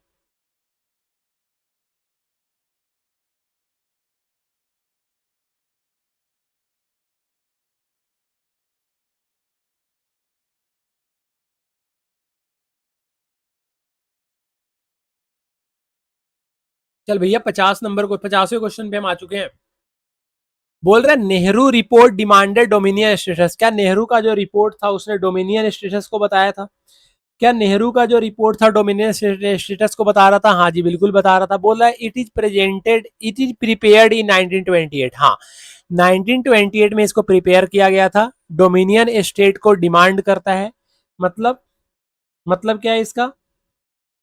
मतलब यह है कि सही दोनों है, लेकिन आर एसर्सन का करेक्ट एक्सप्लेनेशन नहीं है। तो इसलिए इसका आंसर क्या होगा? B, option number B. Civil disobedience was called off after Gandhi Irwin pact. बोला जा रहा है कि सिविल डिसोबीडियंस को पूरी तरीके से गांधी और इरविन का जो पैक्ट हुआ था उसके बाद खत्म कर दिया गया था। बताओ, उसके बाद क्या खत्म कर दिया गया था गांधी और इरविन का? British agree to discuss India demand at round table conference. हाँ, सिविल डिसोबीडियंस को इसलिए कॉल्ड ऑफ किया गया था क्योंकि क्या बोल रहे थे हम? हाँ, क्योंकि गांधी इरविन पैक्ट के कारण सिविल डिसोबीडियंस मूवमेंट को खत्म कर दिया गया था। और British agree to discuss Indian demand round table. उन्होंने गांधी जी को बोला था कि आपकी जो भी डिमांड है आप मेरे साथ चलो, राउंड टेबल कॉन्फ्रेंस में पार्टिसिपेट करना और वहां पे आपकी डिमांड क्या होगी बेटा? पूरी होगी। नेक्स्ट है 52 number. The non corporation movement has marks participation. Non corporation movement में क्या बहुत ज्यादा लोगों ने पार्टिसिपेट किया था? पहला एसर्शन। दूसरा क्या है भैया? रीजन। दूसरा क्या है? रीजन में क्या है? दूसरा रीजन में बोल रहा है कि peasant, tribal worker, student all join, मतलब पीजेंट्स ने भी ज्वाइन किया था, ट्राइबल ने भी ज्वाइन किया था, वर्कर ने भी किया था, स्टूडेंट ने भी किया था, इन सब ने ज्वाइन किया था। तो दोनों सही है और आर जो है वो करेक्ट एक्सप्लेनेशन है किसका बेटा, आर करेक्ट एक्सप्लेनेशन है किसका, आर करेक्ट एक्सप्लेनेशन है, आर करेक्ट एक्सप्लेनेशन है एसर्सन का। किसका करेक्ट एक्सप्लेनेशन है, आर एसर्सन का। तो इसका आंसर कितना हो जाएगा भाई, 51 का आंसर कितना हो जाएगा, सॉरी 52 पे आ गया ना, तो 52 का आंसर कितना हो जाएगा बेटा, आंसर नंबर ए। दोनों करेक्ट है और एक दूसरे के वो क्या है, क्या एक दूसरे के, जल्दी बता सकते हैं, एक दूसरे के, एक दूसरे को पूरी तरीके से वो एक्सप्लेन कर रहे हैं। 53 नंबर पे आते हैं, ये है Gandhi attendant round table conference. Gandhi ने second round table conference attend किया था, बता सकते हो आप भाई। जो सेकंड राउंड टेबल कॉन्फ्रेंस हुआ था, जिसको हिंदी में बोलते हैं गोलमेज सम्मेलन, ये जो गोलमेज सम्मेलन हुआ था 1931 में, इसमें गांधी जी ने अटेंड तो किया था, गांधी जी ने अटेंड तो किया था सेकंड राउंड टेबल कॉन्फ्रेंस में। He was the sole representative of Congress. Gandhi ji इसलिए वो कर रहे थे क्योंकि गांधी जी को यह माना जाता था कि गांधी जी क्या है, सोल रिप्रेजेंटेटिव है किसके, कांग्रेस के। मतलब कांग्रेस में अगर ये बोल देते हैं तो इनकी बात चलती है, इनके अलावा और किसी की बात सुनी नहीं जाती है। तो क्या ये बात सही है, जी बिल्कुल सही है, दोनों स्टेटमेंट करेक्ट हैं और रीजन जो है वो एसर्सन का सही है, ठीक है, ये ध्यान रखना। नेक्स्ट है the Khilafat movement failed. The Khilafat movement failed, Khilafat movement जो है वो फेल कर गया। The Khilafat movement failed, Turkey abolish the caliphate in 1924। Khilafat movement जो है वो फेल कर गया और रीजन है Turkey abolish the caliphate in 1924। इसका मतलब ये है कि नेशनलिज्म जो है वो मूवमेंट, खिलाफत मूवमेंट फेल कर गया था ना, जी बिल्कुल फेल कर गया था, तो ये भी बात सही है। Turkey abolish the caliphate in 1924, Turkey जो है वो खलीफा के खिलाफ, हाँ यही था वो। 54 का कितना हो जाएगा, 54 का आपका हो जाएगा ऑप्शन नंबर कितना, ऑप्शन नंबर ए, क्योंकि दोनों एक दूसरे को क्या कर रहे हैं, करेक्टली एक्सप्लेन कर रहे हैं। और ये जो है वो कब की बात है, कब की बात है भाई, खिलाफत आंदोलन जब इंडिया में मूवमेंट हो रहा था तब की बात है। Nationalism grew stronger after Jallianwala Bagh, बोल रहे जालियावाला बाग के बाद में लोगों के दिमाग में नेशनलिज्म की भावना और ज्यादा आ गई। तो आप बोलोगे जी बिल्कुल आ गई। क्यों आ गई, क्योंकि it exposed British cruelty and violence, ये ब्रिटिशर जो हम पे अत्याचार करते थे इतने दिनों से, उसको इस चीज में दिखाया गया है। इसका मतलब एसर्सन भी सही है, रीजन भी सही है और एसर्सन रीजन का करेक्ट एक्सप्लेनेशन है। ठीक है जी, चलो। सिविल डिसोबीडियंस मूवमेंट को रिलॉन्च किया कौन, कब किया गया था, गांधी जी गए थे सेकेंड राउंड टेबल कॉन्फ्रेंस में, गांधी जी वहां से आए थे और आने के बाद में उन्होंने 1932 में, क्योंकि पहला जो था ना, पहला जो सिविल डिसोबीडियंस मूवमेंट था ब्रो, वो पहला सिविल डिसोबीडियंस मूवमेंट आपका 1930 से लेके 1931 तक ही था, सिर्फ एक साल के लिए था पहला फेज। तो उसके बाद में क्या हुआ, उसके बाद में फिर से इसको रीलॉन्च किया गया था। कब रीलॉन्च किया गया था, रीलॉन्च, और रीलॉन्च कब किया गया था बेटा, 1932 में। कब लॉन्च किया गया था, 1932 में, तो ये ध्यान रखना। The first satyagraha of Gandhi in India was related to, the first satyagraha of Gandhi in India was related to, पहला जो सत्याग्रह था गांधी का वो किस लिए था, कॉटन मिल वर्कर के लिए था, इंडिगो के लिए था, किसानों के लिए था, या सॉल्ट लॉ के लिए था। तो गांधी जी ने जो पहला सत्याग्रह किया था ना वो बेटा बिहार के चंपारण में किया था, और वो किया था 3 कठिया कानून, जिसमें नील की खेती करते थे। मतलब किसी भी घर के, मान लो कोई आपके पास जमीन है, ABCD, ये मान लो आपके पास जमीन है, ये आपके पास पूरा का पूरा जमीन है, इस जमीन को आप 3 हिस्सों में बांट दो। आप बोल रहे हो कि भैया मैं ये एक ही हिस्से पे खेती करता हूँ, किस पे करता हूँ, एक ही हिस्से पे खेती करता हूँ। मतलब the first satyagraha of Gandhi in India was related to, तो गांधी का जो पहला सत्याग्रह था इंडिया में पूरा, वो क्या था बेटा, वो इंडिगो प्लांटेशन को लेके था। किसको लेके था, इंडिगो प्लांटेशन को लेके था। Gandhi broke the salt law by making salt एड, गांधी जी ने सॉल्ट लॉ ब्लॉक किया था, कब किया था वो, कब किया था भैया वो सॉल्ट लॉ को, सॉल्ट में कहाँ पे किया था, डांडी में। साइमन गो बैक के नारे, साइमन गो बैक के नारे कब लगे थे भाई, बता सकते हो आप, साइमन जो गो बैक है उसके नारे कब लगे थे भाई, तो साइमन गो बैक का जो स्लोगन है वो लगा था 1920, 1920, 1920, जल्दी बताओ, 1928 में लगा था। कब लगा था? 1928 में लगा था, बट यहाँ पे 1928 तो है नहीं, तो ये 7 को मैं 8 बना देता हूँ, आंसर होगा इसका 1928। The communal award for 1932 was announced by. Communal award क्या होता है भाई? कॉमनल अवार्ड होता है जिसमें हम सेपरेट इलेक्ट्रोड को पूरी तरीके से क्या किया था हमने, हम लेके उसको आए थे। तो कॉमनल अवार्ड जो था 1932 को, वो किसके द्वारा अनाउंस किया गया था? तो 1932 में जो इंडिया के जो वायसरॉय थे उनका नाम था रामसे मैकडोनाल्ड। सॉरी, वायसरॉय नहीं थे, ये ब्रिटिश ऑफिसर थे जिनका नाम था रामसे मैकडोनाल्ड। इनको ये आदेश दिया गया था, क्या आदेश दिया गया था इनको? इनको आदेश ये दिया गया था कि 1932 में कौन, सॉरी, किन्होंने इनको आदेश दिया था? तो इनको आदेश दिया था रामसे मैकडोनाल्ड ने। किन्ने आदेश दिया था बेटा? रामसे मैकडोनाल्ड ने आदेश दिया था, ये ध्यान रखना।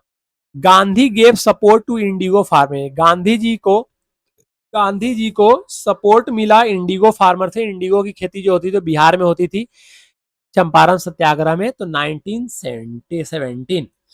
नेक्स्ट बोल रहा है द अहमदाबाद मिल मजदूर। अहमदाबाद के जो मिल मजदूर थे, अहमदाबाद में बेटा इंडिगो को लेके कुछ नहीं था, क्योंकि इंडिगो का बिहार से कनेक्शन था। रेवेन्यू डिमांड को लेके वर्कर क्यों करेंगे? आप अगर रेवेन्यू ज्यादा लोगे तो उसमें वर्कर का थोड़ी कोई नुकसान है, तो वर्कर तो करेंगे नहीं, तो रेवेन्यू डिमांड भी हट गया। अब आया प्लेग्यू बोनस और शॉर्ट लॉ। तो गांधी जी ने जो अहमदाबाद में मिल वर्कर के साथ किया था ना, वो क्या था? वो सॉल्ट लॉ नहीं था, वो क्या था आपका? वो था आपका इंडिगो। क्या था? अहमदाबाद मिल वर्कर ना, अहमदाबाद मिल वर्कर को बेटा प्लेग की बीमारी हो गई थी। किसकी बीमारी हो गई थी? प्लेग की। ठीक है, प्लेग की बीमारी हो गई थी, ये ध्यान रखना।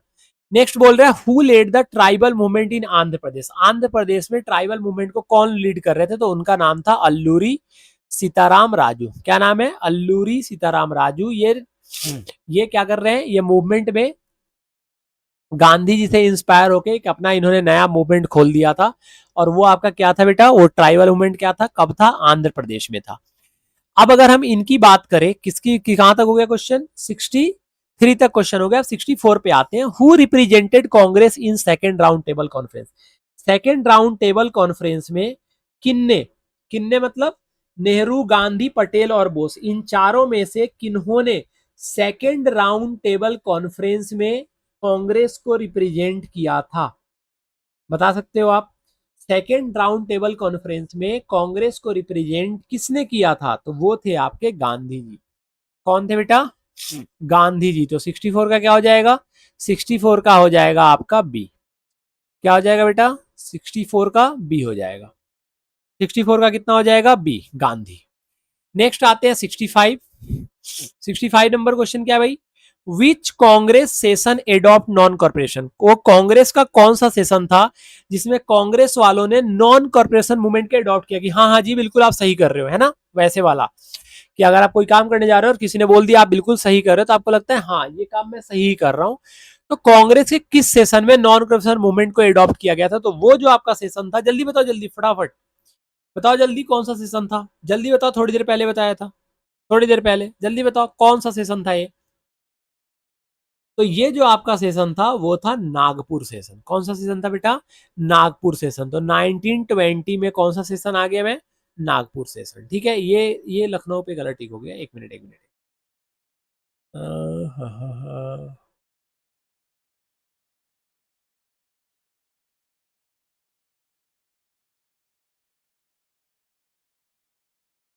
तो which Congress session adopted non corporation? Which Congress session adopted non corporation movement?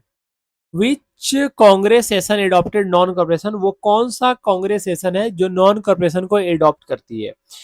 तो आपका हो जाएगा बेटा नागपुर 1920। नागपुर 1920, ये ध्यान रखना। The quit India movement was launch in. Quit India movement को लॉन्च किया गया था बेटा अगस्त 1940 1920 में। कब लॉन्च किया गया था बेटा? अगस्त 920। ध्यान रखना। तो बोल रहा है क्विट इंडिया मूवमेंट को कब लॉन्च किया गया था? तो क्विट इंडिया मूवमेंट को लॉन्च कब किया गया था? क्विट इंडिया मूवमेंट को लॉन्च किया गया था, रीलॉन्च किया गया था 1942 में। कब लॉन्च किया गया था? 1942 में।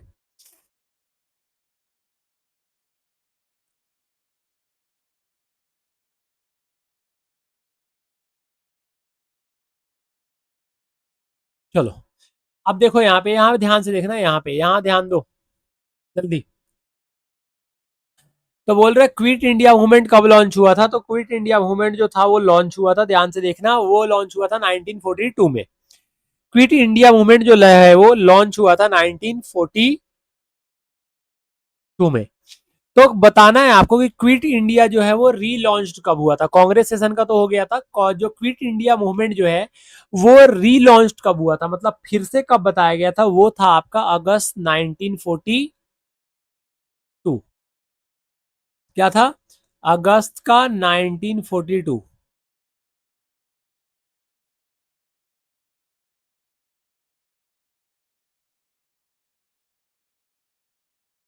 तो ये आपको ध्यान रखने की जरूरत है, ठीक है, कि कांग्रेस का कौन से सेशन में नॉन कॉर्पोरेशन मूवमेंट को अडॉप्ट किया गया था? तो वो सेशन था आपका नागपुर सेशन। कब किया गया था? नागपुर सेशन में। आप बोल रहे हैं, क्या बोल रहे हैं भाई क्वेश्चन?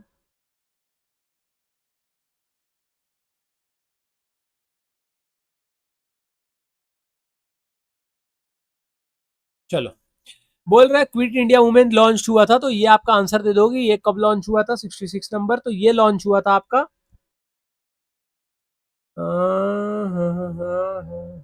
ठीक है।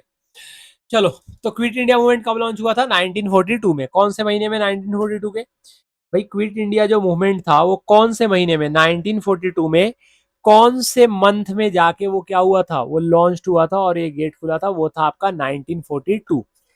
1942, ठीक है, 1942। तो ये हाँ देख, द क्विट इंडिया मूवमेंट को रिलॉन्च किया गया था कब? 1942 में। कब लॉन्च किया गया था? 1942 में। तो ये ध्यान रखना। नेक्स्ट बोल रहा है who oppose the idea of untouchability. Idea of untouchability, जो पहले छुआछूत की भावना थी, उस आइडिया को किसने अपोज करा था? उसका नाम क्या था जिन्होंने इस आइडिया को वो नहीं होने दिया? तो किसने अपोज करा था भाई?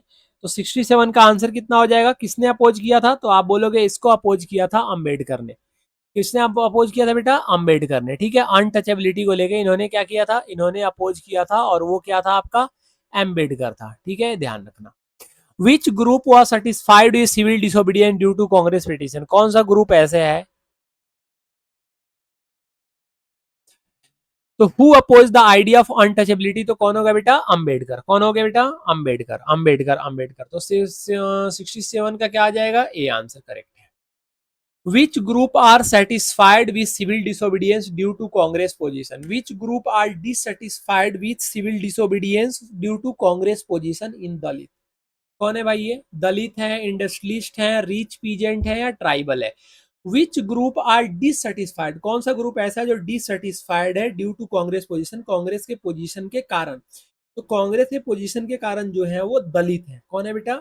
दलित है। कौन है? दलित। तो इसका आंसर क्या हो जाएगा बेटा? दलित।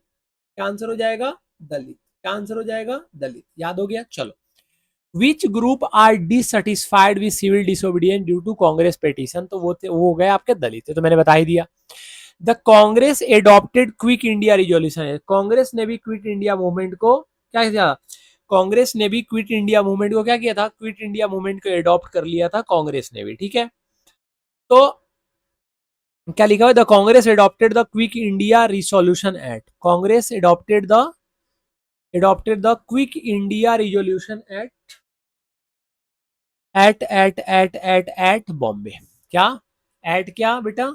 एट क्या? तो एट बॉम्बे। एट क्या? तो एट क्या हो गया? बॉम्बे। ये ध्यान रखना, एट बॉम्बे हो गया। नेक्स्ट बोल रहा है क्या? Which event mark the beginning of the end of British rule in India. Which event mark the beginning, which prevent the beginning of the British and rule in India, जिससे and हो गया था? वो कौन सा इवेंट था जिसके बाद में ब्रिटिश रूल जो इंडिया में था उसका एंड हो गया था? तो इसका आंसर क्या होगा बेटा? Option number B, civil disobedience movement. वो कौन सा मूवमेंट था बेटा? वो था आपका सिविल डिसोबीडियंस। कौन था? सिविल डिसोबीडियंस मूवमेंट था, ठीक है। तो ये ध्यान रखना। नेक्स्ट क्वेश्चन पे आते हैं। Rowlatt act of 1919।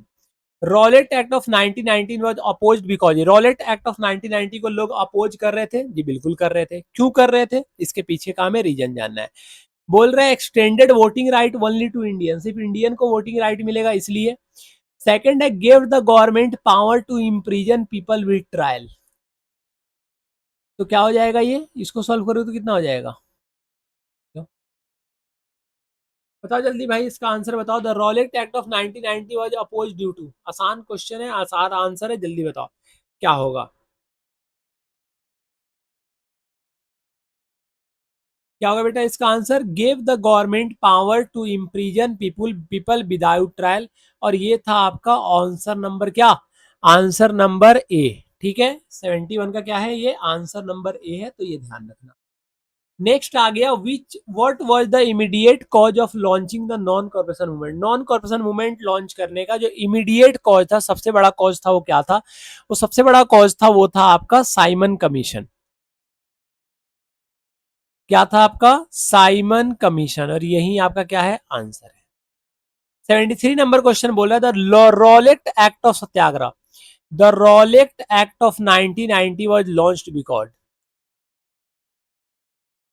ठीक है, Gandhi ji wanted dominion status, India demanded separate electorate, इसलिए गांधी जी चाहते थे डोमिनियन डोमिनियन जो स्टेटस है फिर से आ जाए, या इंडियन चाहते थे कि सेपरेट इलेक्टोरेट मिल जाए, या गवर्नमेंट जो है वो एक लॉ पास करती है, या फोर्थ है क्या कि टू सपोर्ट पीजेंट इन चंपारण। तो जो रॉलेट सत्याग्रह था ना वो आपका किस लिए हुआ था कि सिविल राइट, सिविल राइट मतलब लोगों की राइट को ले लिया गया था, क्या किया गया था बेटा, लोगों की राइट को ले लिया गया था, क्या किया गया था,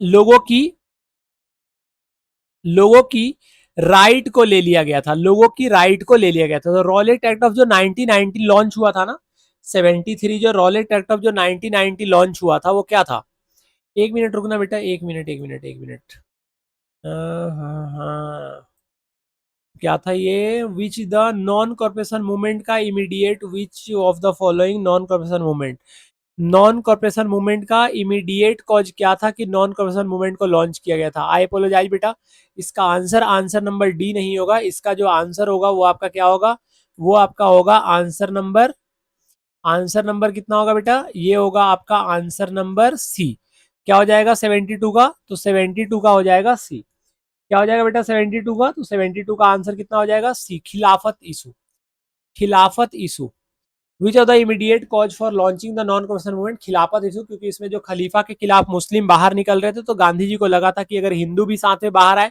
तो इससे देश की यूनिटी बनी रहेगी, तो उन्होंने लॉन्च कर दिया था आपका non corporation movement. The Rowlatt satyagraha, बेटा रॉलेट सत्याग्रह का मतलब ही था रॉलेट एक्ट, क्या था रॉलेट एक्ट।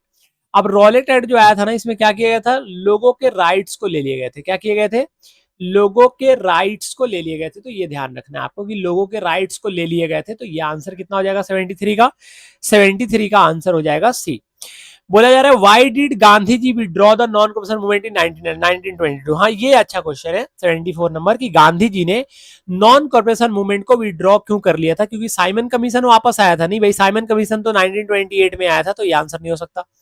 इंडियन लीडर पूर्ण स्वराज की मांग कर रहे थे, नहीं ये तो जवाहरलाल नेहरू मांग कर रहे थे ना, ये लाहौर सेशन में 1929 में, तो ये आंसर नहीं हो सकता। चौरी चौरा इंसिडेंट हुआ था, हाँ ये इंसिडेंट हुआ था जिसके कारण गांधी जी ने अपने नॉन कॉर्पोरेशन मूवमेंट को खत्म कर लिया था, विड्रॉ कर लिया था। बोल रहा है the main difference between non corporation movement and civil disobedience, बोल रहा है नॉन कॉर्पोरेशन मूवमेंट और सिविल डिसोबीडियंस मूवमेंट के बीच में पहला की सबसे मेन डिफरेंस क्या है, एक वायलेंट है दूसरा नॉन वायलेंट है, मे बी, लेकिन दोनों बेटा नॉन वायलेंट थे, क्या थे, एक वायलेंट दूसरा नॉन वायलेंट नहीं थे।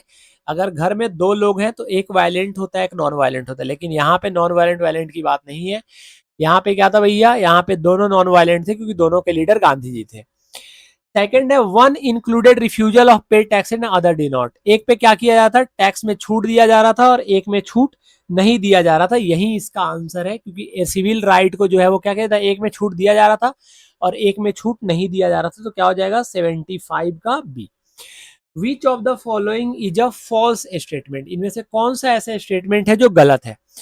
पहला स्टेटमेंट क्या है भाई, the Simon commission had no Indian member, Simon commission में कोई इंडियन मेंबर नहीं थे, साइमन कमीशन में कोई इंडियन मेंबर नहीं थे, बिल्कुल सही बात है। लाहौर सेशन 29 में जवाहरलाल नेहरू ने पूर्ण स्वराज की मांग रखी थी, बिल्कुल सही बात है। थर्ड क्या है, सिविल डिसोबीडियंस, क्या है बेटा, सिविल डिसोबीडियंस, और सिविल डिसोबीडियंस मूवमेंट जो है वो शॉर्ट लॉ के बाद हुआ था, नहीं, तो यही गलत है। तो आंसर क्या हो जाएगा बेटा इसका आंसर? इसका आंसर हो जाएगा आपका सी। क्या हो जाएगा? ए और डी और बी नहीं होगा, इसका आंसर क्या हो जाएगा? सी। आप समझो इस क्वेश्चन को, क्या बोल रहा था मैं यहाँ पे। अब आता है इनलैंड सॉरी एक रह गया ना, Swaraj is my birth right, Ganga बाल गंगाधर तिलक जी ने, ठीक है। The inland immigration act of 1894 was represented by tea plantation worker, because जो इनलैंड जो इमिग्रेशन एक्ट जो आया था 1859 में, 1859 में जो इनलैंड माइग्रेशन एक्ट आया था, जो प्लांटेशन को रेगुलेट करके आया था, इसमें रेस्ट्रिक्ट किया गया था प्लांटेशन वर्कर जो है उनको रेसिस्ट किया गया था, रेस्ट्रिक्ट किया गया था। किस लिए रेस्ट्रिक्ट किया गया था? ताकि वो क्या कर रहे थे? वो वर्कर के साथ काम कर रहे थे, ठीक है। तो ये आपको ध्यान रखना है कि 78 का क्या हो जाएगा भैया? तो 78 का जो है वो आंसर नंबर क्या हो जाएगा? B. It prevent from leaving plantation and without permission. The Poona pact was agreement विजिन, पूना पैक्ट इनके बीच में था, अभी हमने पढ़ा था, यरवदा जेल में हुआ था, गांधी और अंबेडकर के बीच में सेपरेट इलेक्ट्रोड के मांग को लेके। तो 70 का 79 का क्या हो जाएगा बेटा? B. The term satyagraha means क्या होता है? टर्म सत्याग्रह मीन्स क्या होता है? तो टर्म सत्याग्रह बोलेंगे ट्रुथ, सत्य का मतलब ट्रुथ, और ट्रुथ एक ही ऑप्शन में है, तो 80 का क्या हो जाएगा? A. Why was the Simon commission boycotted in India, Simon commission को इंडिया में बॉयकॉट क्यों किया गया था? क्योंकि इसमें कोई भी इंडियन मेंबर नहीं थे इसलिए, या सॉल्ट लॉ को एबोलिश कर रहा था इसलिए, या सेपरेट इलेक्ट्रोड की बात कर रहा था इसलिए, या कंप्लीट इंडिपेंडेंस का डिमांड कर रहा था इसलिए। साइमन कमीशन को इसलिए किया गया था बेटा क्योंकि उसमें कोई भी इंडियन मेंबर नहीं थे। तो आंसर क्या हो जाएगा? 81 का बी। क्या हो जाएगा आंसर? 81 का बी। तो ये ध्यान रखना। नेक्स्ट है कि Y was the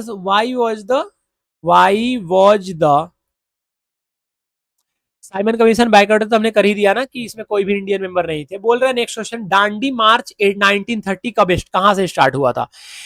Gandhi ji का जो दांडी मार्च था वो गांधी जी के आश्रम से स्टार्ट हुआ था, और गांधी जी का जो आश्रम था वो था आपका साबरमती आश्रम। कौन सा आश्रम था बेटा? साबरमती आश्रम था। तो आंसर क्या हो जाएगा? 80 का? 80 का हो जाएगा सी आंसर, साबरमती आश्रम।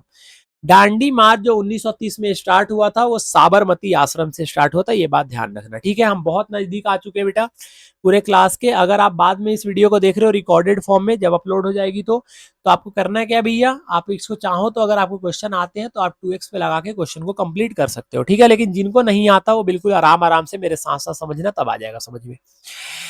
नेक्स्ट बोल रहा है क्विट इंडिया जो रिजोल्यूशन था वो पास कहां से हुआ था? क्विट इंडिया जो रिजोल्यूशन था वो पास कहां से हुआ था बेटा?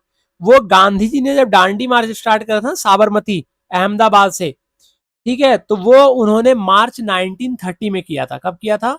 मार्च 1930 में किया था। लेकिन यहाँ पे क्या बात हो रहा है? यहाँ बात हो रहा है क्विट इंडिया रिजोल्यूशन कब आया था। तो क्विट इंडिया रिजोल्यूशन कब आया था बेटा? बॉम्बे सेशन में। कब आया था? 1942 के बॉम्बे सेशन में आया था quit India resolution. Quit India resolution क्या हुआ था? 19 quit India resolution, quit India resolution में क्या हो जाएगा बेटा? क्या हो जाएगा ये? क्या हो जाएगा ये? नागपुर। क्या बन जाएगा ये? नागपुर सेशन। क्या बन जाएगा ये? नागपुर सेशन। 84 नंबर क्वेश्चन पे आते हैं। बोल रहा है which of the following group did not actively supported the civil disobedience movement. Civil disobedience movement में एक्टिवली ये सपोर्ट नहीं कर पाते हैं, कौन है बेटा? रिच पीजेंट्स का क्या होगा?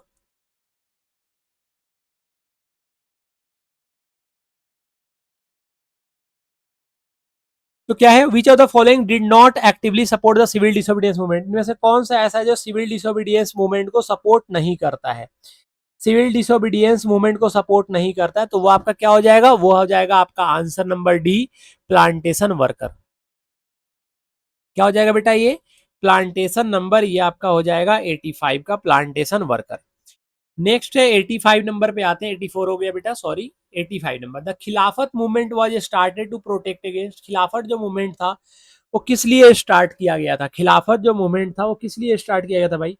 खिलाफत मूवमेंट जो प्रोटेस्ट कर रहे थे वो किस लिए कर रहे थे? ओटोमन अंपायर को लेके तो कर रहे थे ना, टर्की को लेके बात कर रहे थे यहाँ पे इंडिया में। तो वही बोल रहा है कि जो खिलाफत आंदोलन है वो प्रोटेस्ट अगर स्टार्ट हो रहा है तो पार्टीशन ऑफ बंगाल होगा, या ओटोमन अंपायर के साथ बातें होगी, या साइमन कमीशन होगा, या जालियांवाला बाग इसका आंसर हो सकता है। बताओ, खिलाफत कमेटी जो है वो, खिलाफत मूवमेंट जो है वो लॉन्च हो रहा है, तो अगर खिलाफत मूवमेंट लॉन्च हो रहा है, अगर खिलाफत मूवमेंट जो है वो लॉन्च हो रहा है, तो आपको क्या करना पड़ेगा, आपको मिनिमम 3, क्या करना पड़ेगा बेटा, मिनिमम 3 आपको रखने पड़ेंगे अपने पास। Which of the following correctly match the movement with its leader? Which of the following correctly match the movement with its leader? 86 number question, तो 86 का क्या हो जाएगा बेटा, 86 number, which of the following correctly match? Champaran satyagraha Sardar Patel गए थे, ना जी बिल्कुल नहीं। बारदोली सत्याग्रह सरदार पटेल, हाँ ये हो सकता है। इसके आगे अगर 2 ऑप्शन और देखे, खेड़ा रविन्द्रनाथ टैगोर, नहीं ये तो जवाहरलाल नेहरू है। खेड़ा कौन है बेटा, जवाहरलाल नेहरू, तो ये भी आंसर नहीं होगा। खिलाफत कौन है बेटा, जा अंबेडकर, तो ये भी खिलाफत नहीं होगा।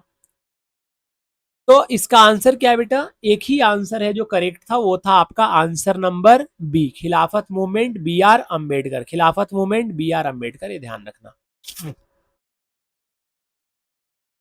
87 नंबर क्वेश्चन पे आते हैं। Who among the following called Gandhi decision to withdraw the non cooperation movement as a national calamity? इनमें से कौन से ऐसे थे जब गांधी जी ने नॉन कॉन्फेशन मूवमेंट को विड्रॉ कर लिया था कि अब हम आंदोलन नहीं करेंगे, तो वो कौन थे जिनकी बातों में गांधी जी आ गए और उन्होंने क्या किया, उन्होंने विड्रॉ करा ताकि हम क्या कर सके, इसको नेशनल क्लाइमेट क्लाइन कर सके।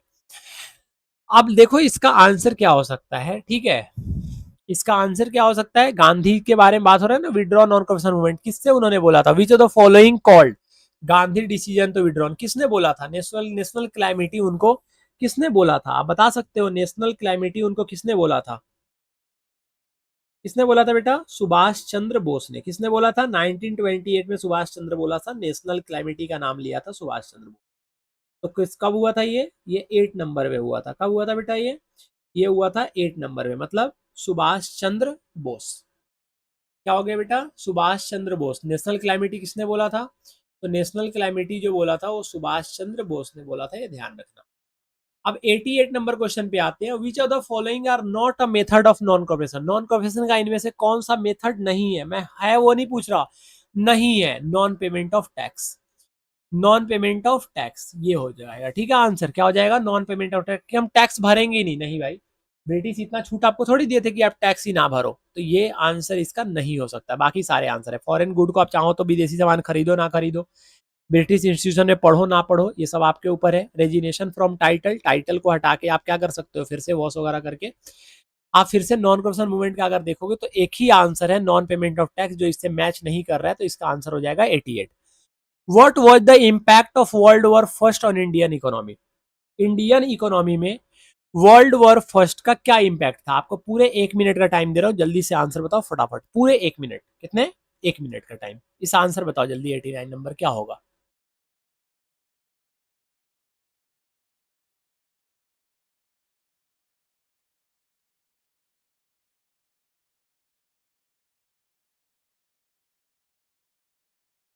क्वेश्चन पता है जनाब क्या बोल रहा है कि वर्ल्ड वॉर फर्स्ट का इंडियन इकोनॉमी में क्या इंपैक्ट हुआ था, बताओ।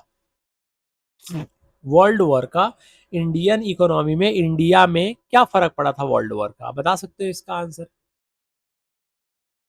बता सकते हो क्या हुआ था बेटा? राइज इन प्राइज, क्या हुआ था, प्राइज का रेट बढ़ गया था, क्या हुआ था, प्राइज का रेट बढ़ गया था, क्या हुआ था बेटा, प्राइज का रेट बढ़ गया था, fall in rise in price, price का रेट बढ़ गया था, तो ये ध्यान रखना। नेक्स्ट है, which of the following statement about nationalism in India is correct? Nationalism in India को लेके इनमें से कौन सा ऐसा स्टेटमेंट है जो करेक्ट है, कौन सा स्टेटमेंट ऐसा है जो क्या करेगा अपना, कौन सा, देखो फिर से सुनो, विच of the following statement about nationalism in India is correct? Nationalism in India के बारे में बात करें तो ये 4 आपके ऑप्शन दे रहे हैं या 3 दे रहे हैं, इनमें से कौन सा बिल्कुल करेक्ट है, ये आपको आंसर बताना है। पहला है, it developed in a uniform manner across all region and community. ये जो नेशनलिज्म की भावना है वो धीरे धीरे करके पूरे अक्रॉस द ग्लोब, पूरा फैला इंडिया में, ग्लोब नहीं बोल सकते, कंट्री के अंदर फैला। क्या ये बात सही है 90 का, देखते हैं। It was expressed only through violent struggle, कि क्या सिर्फ हम मार कुटाई करेंगे, एक दूसरे को पीट के सर्वर फोड़ देंगे, मार देंगे, जान से मार देंगे, तब जाके होगा हमें नेशनलिज्म की भावना आएगी? नहीं, ये बात गलत है। इट वॉज प्रमोटेड थ्रू री interception of Indian history, culture, symbol and struggle. हाँ, ये हमारे इंडियन हिस्ट्री के बारे में बताता है, हमारे कल्चर के बारे में बताता है और हमारे स्ट्रगल के बारे में बताना है कि हम कहाँ से कहाँ पे आए हैं। It was completely inspired by French revolution. बोल रहा है कि ये जो नेशनलिज्म की भावना है वो लोगों में तब आया जब फ्रेंच रिवॉल्यूशन हो गया। ना जी, बिल्कुल नहीं। तो इसका आंसर क्या होगा? Answer number C. कितना होगा? आंसर नंबर सी होगा, क्योंकि इट इज प्रमोटेड। ये क्या कर रहा है? प्रमोट कर रहा है। ये प्रमोट करता है, किस चीज को प्रमोट करता है? री इंटरप्रिटेशन ऑफ इंडियन हिस्ट्री और उनके कल्चर को और उनके स्ट्रगल को। ठीक है, ये पूरा का पूरा बेटा चैप्टर था आपका। 90 एमसीक्यू थे। मान के चलो आप अगर इन सबको कर लेते हो तो पेपर में आपको कोई दिक्कत नहीं आएगा, चाहे अभी मिड टर्म का पेपर दो या आप प्री बोर्ड दो या आप बोर्ड दो, कोई दिक्कत नहीं आएगा अगर आप कंसेप्चुअल तरीके से पेपर को पढ़ते हो तो। जिन्हें भाई बहुत सारे क्वेश्चन जिनको लगता है कि मुझे आंसर आता है वो स्किप करके आगे कर सकते हैं। 2x पे या 1.5 जैसा आपको सुटेबल लगे आप रख के उसको फूड को इनटेक कर सकते हो, ये ध्यान रखना। और अगर आपने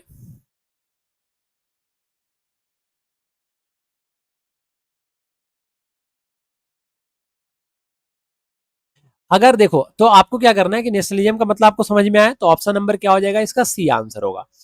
अब यहाँ पे आपको ध्यान ये देना है कि ये मैंने आपको 90 के 90 क्वेश्चन करवा दिए और ये सारे के सारे क्वेश्चन ऐसे क्वेश्चन है जो आपके पेपर में आपको देखने को मिल सकते हैं। अच्छे क्वेश्चन है, प्रीवियस ईयर क्वेश्चन है, काफी टाइम लगा है बनाने में, तो उम्मीद करते हैं आपको ये मेहनत पसंद आएगा। अगर आपको मेहनत पसंद आया है तो आप कमेंट बॉक्स में जरूर बताना आपको क्लास कैसा लगा, कि आपके डाउट्स क्लियर हुए, नहीं क्लियर हुए तो कौन कौन से ऐसे पॉइंट रह गए हैं जिसमें आपको डाउट्स है, तो उसको हम बाद में क्लियर करने की कोशिश करेंगे। या तो सेपरेट वीडियो में क्लियर कर दूंगा या आपको कमेंट बॉक्स में बताना होगा तो कमेंट बॉक्स में बता दूंगा।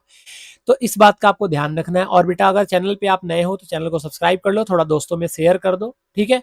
और थोड़े से सब्सक्राइबर बढ़ाओ, अपने स्कूल फ्रेंड के पास शेयर करो ताकि उनको भी पता चले इस चैनल के बारे में, क्योंकि अब यहाँ पे एसएसटी के मैं एक एक चैप्टर करवाऊंगा, शुरू से लेके लास्ट तक हर एक चैप्टर करवाऊंगा। प्लेलिस्ट में आपको वीडियो मिल जाएगा, आप वहां से जाके इस चीज को कवर कर सकते हो। और हाँ, एक बात और, अगर आप चाहते हो इसको आप खुद से अपने आप से सॉल्व करो विदाउट आंसर, तो आप पीपीटी आप सॉरी आप पीडीएफ डाउनलोड कर सकते हो और वो आपको टेलीग्राम चैनल पे मिलेगा। टेलीग्राम चैनल का लिंक कहाँ मिलेगा? आपको डिस्क्रिप्शन बॉक्स में। तो ये बात का आपको ध्यान रखना है, ठीक है जी। क्या करना है, ये बात का ध्यान रखना है। चलो फिर मिलते हैं आपसे नेक्स्ट वीडियो में नेक्स्ट क्वेश्चन के साथ। ध्यान रखना अपना और पढ़ते रहो, ठीक है। Till then tata, bye bye.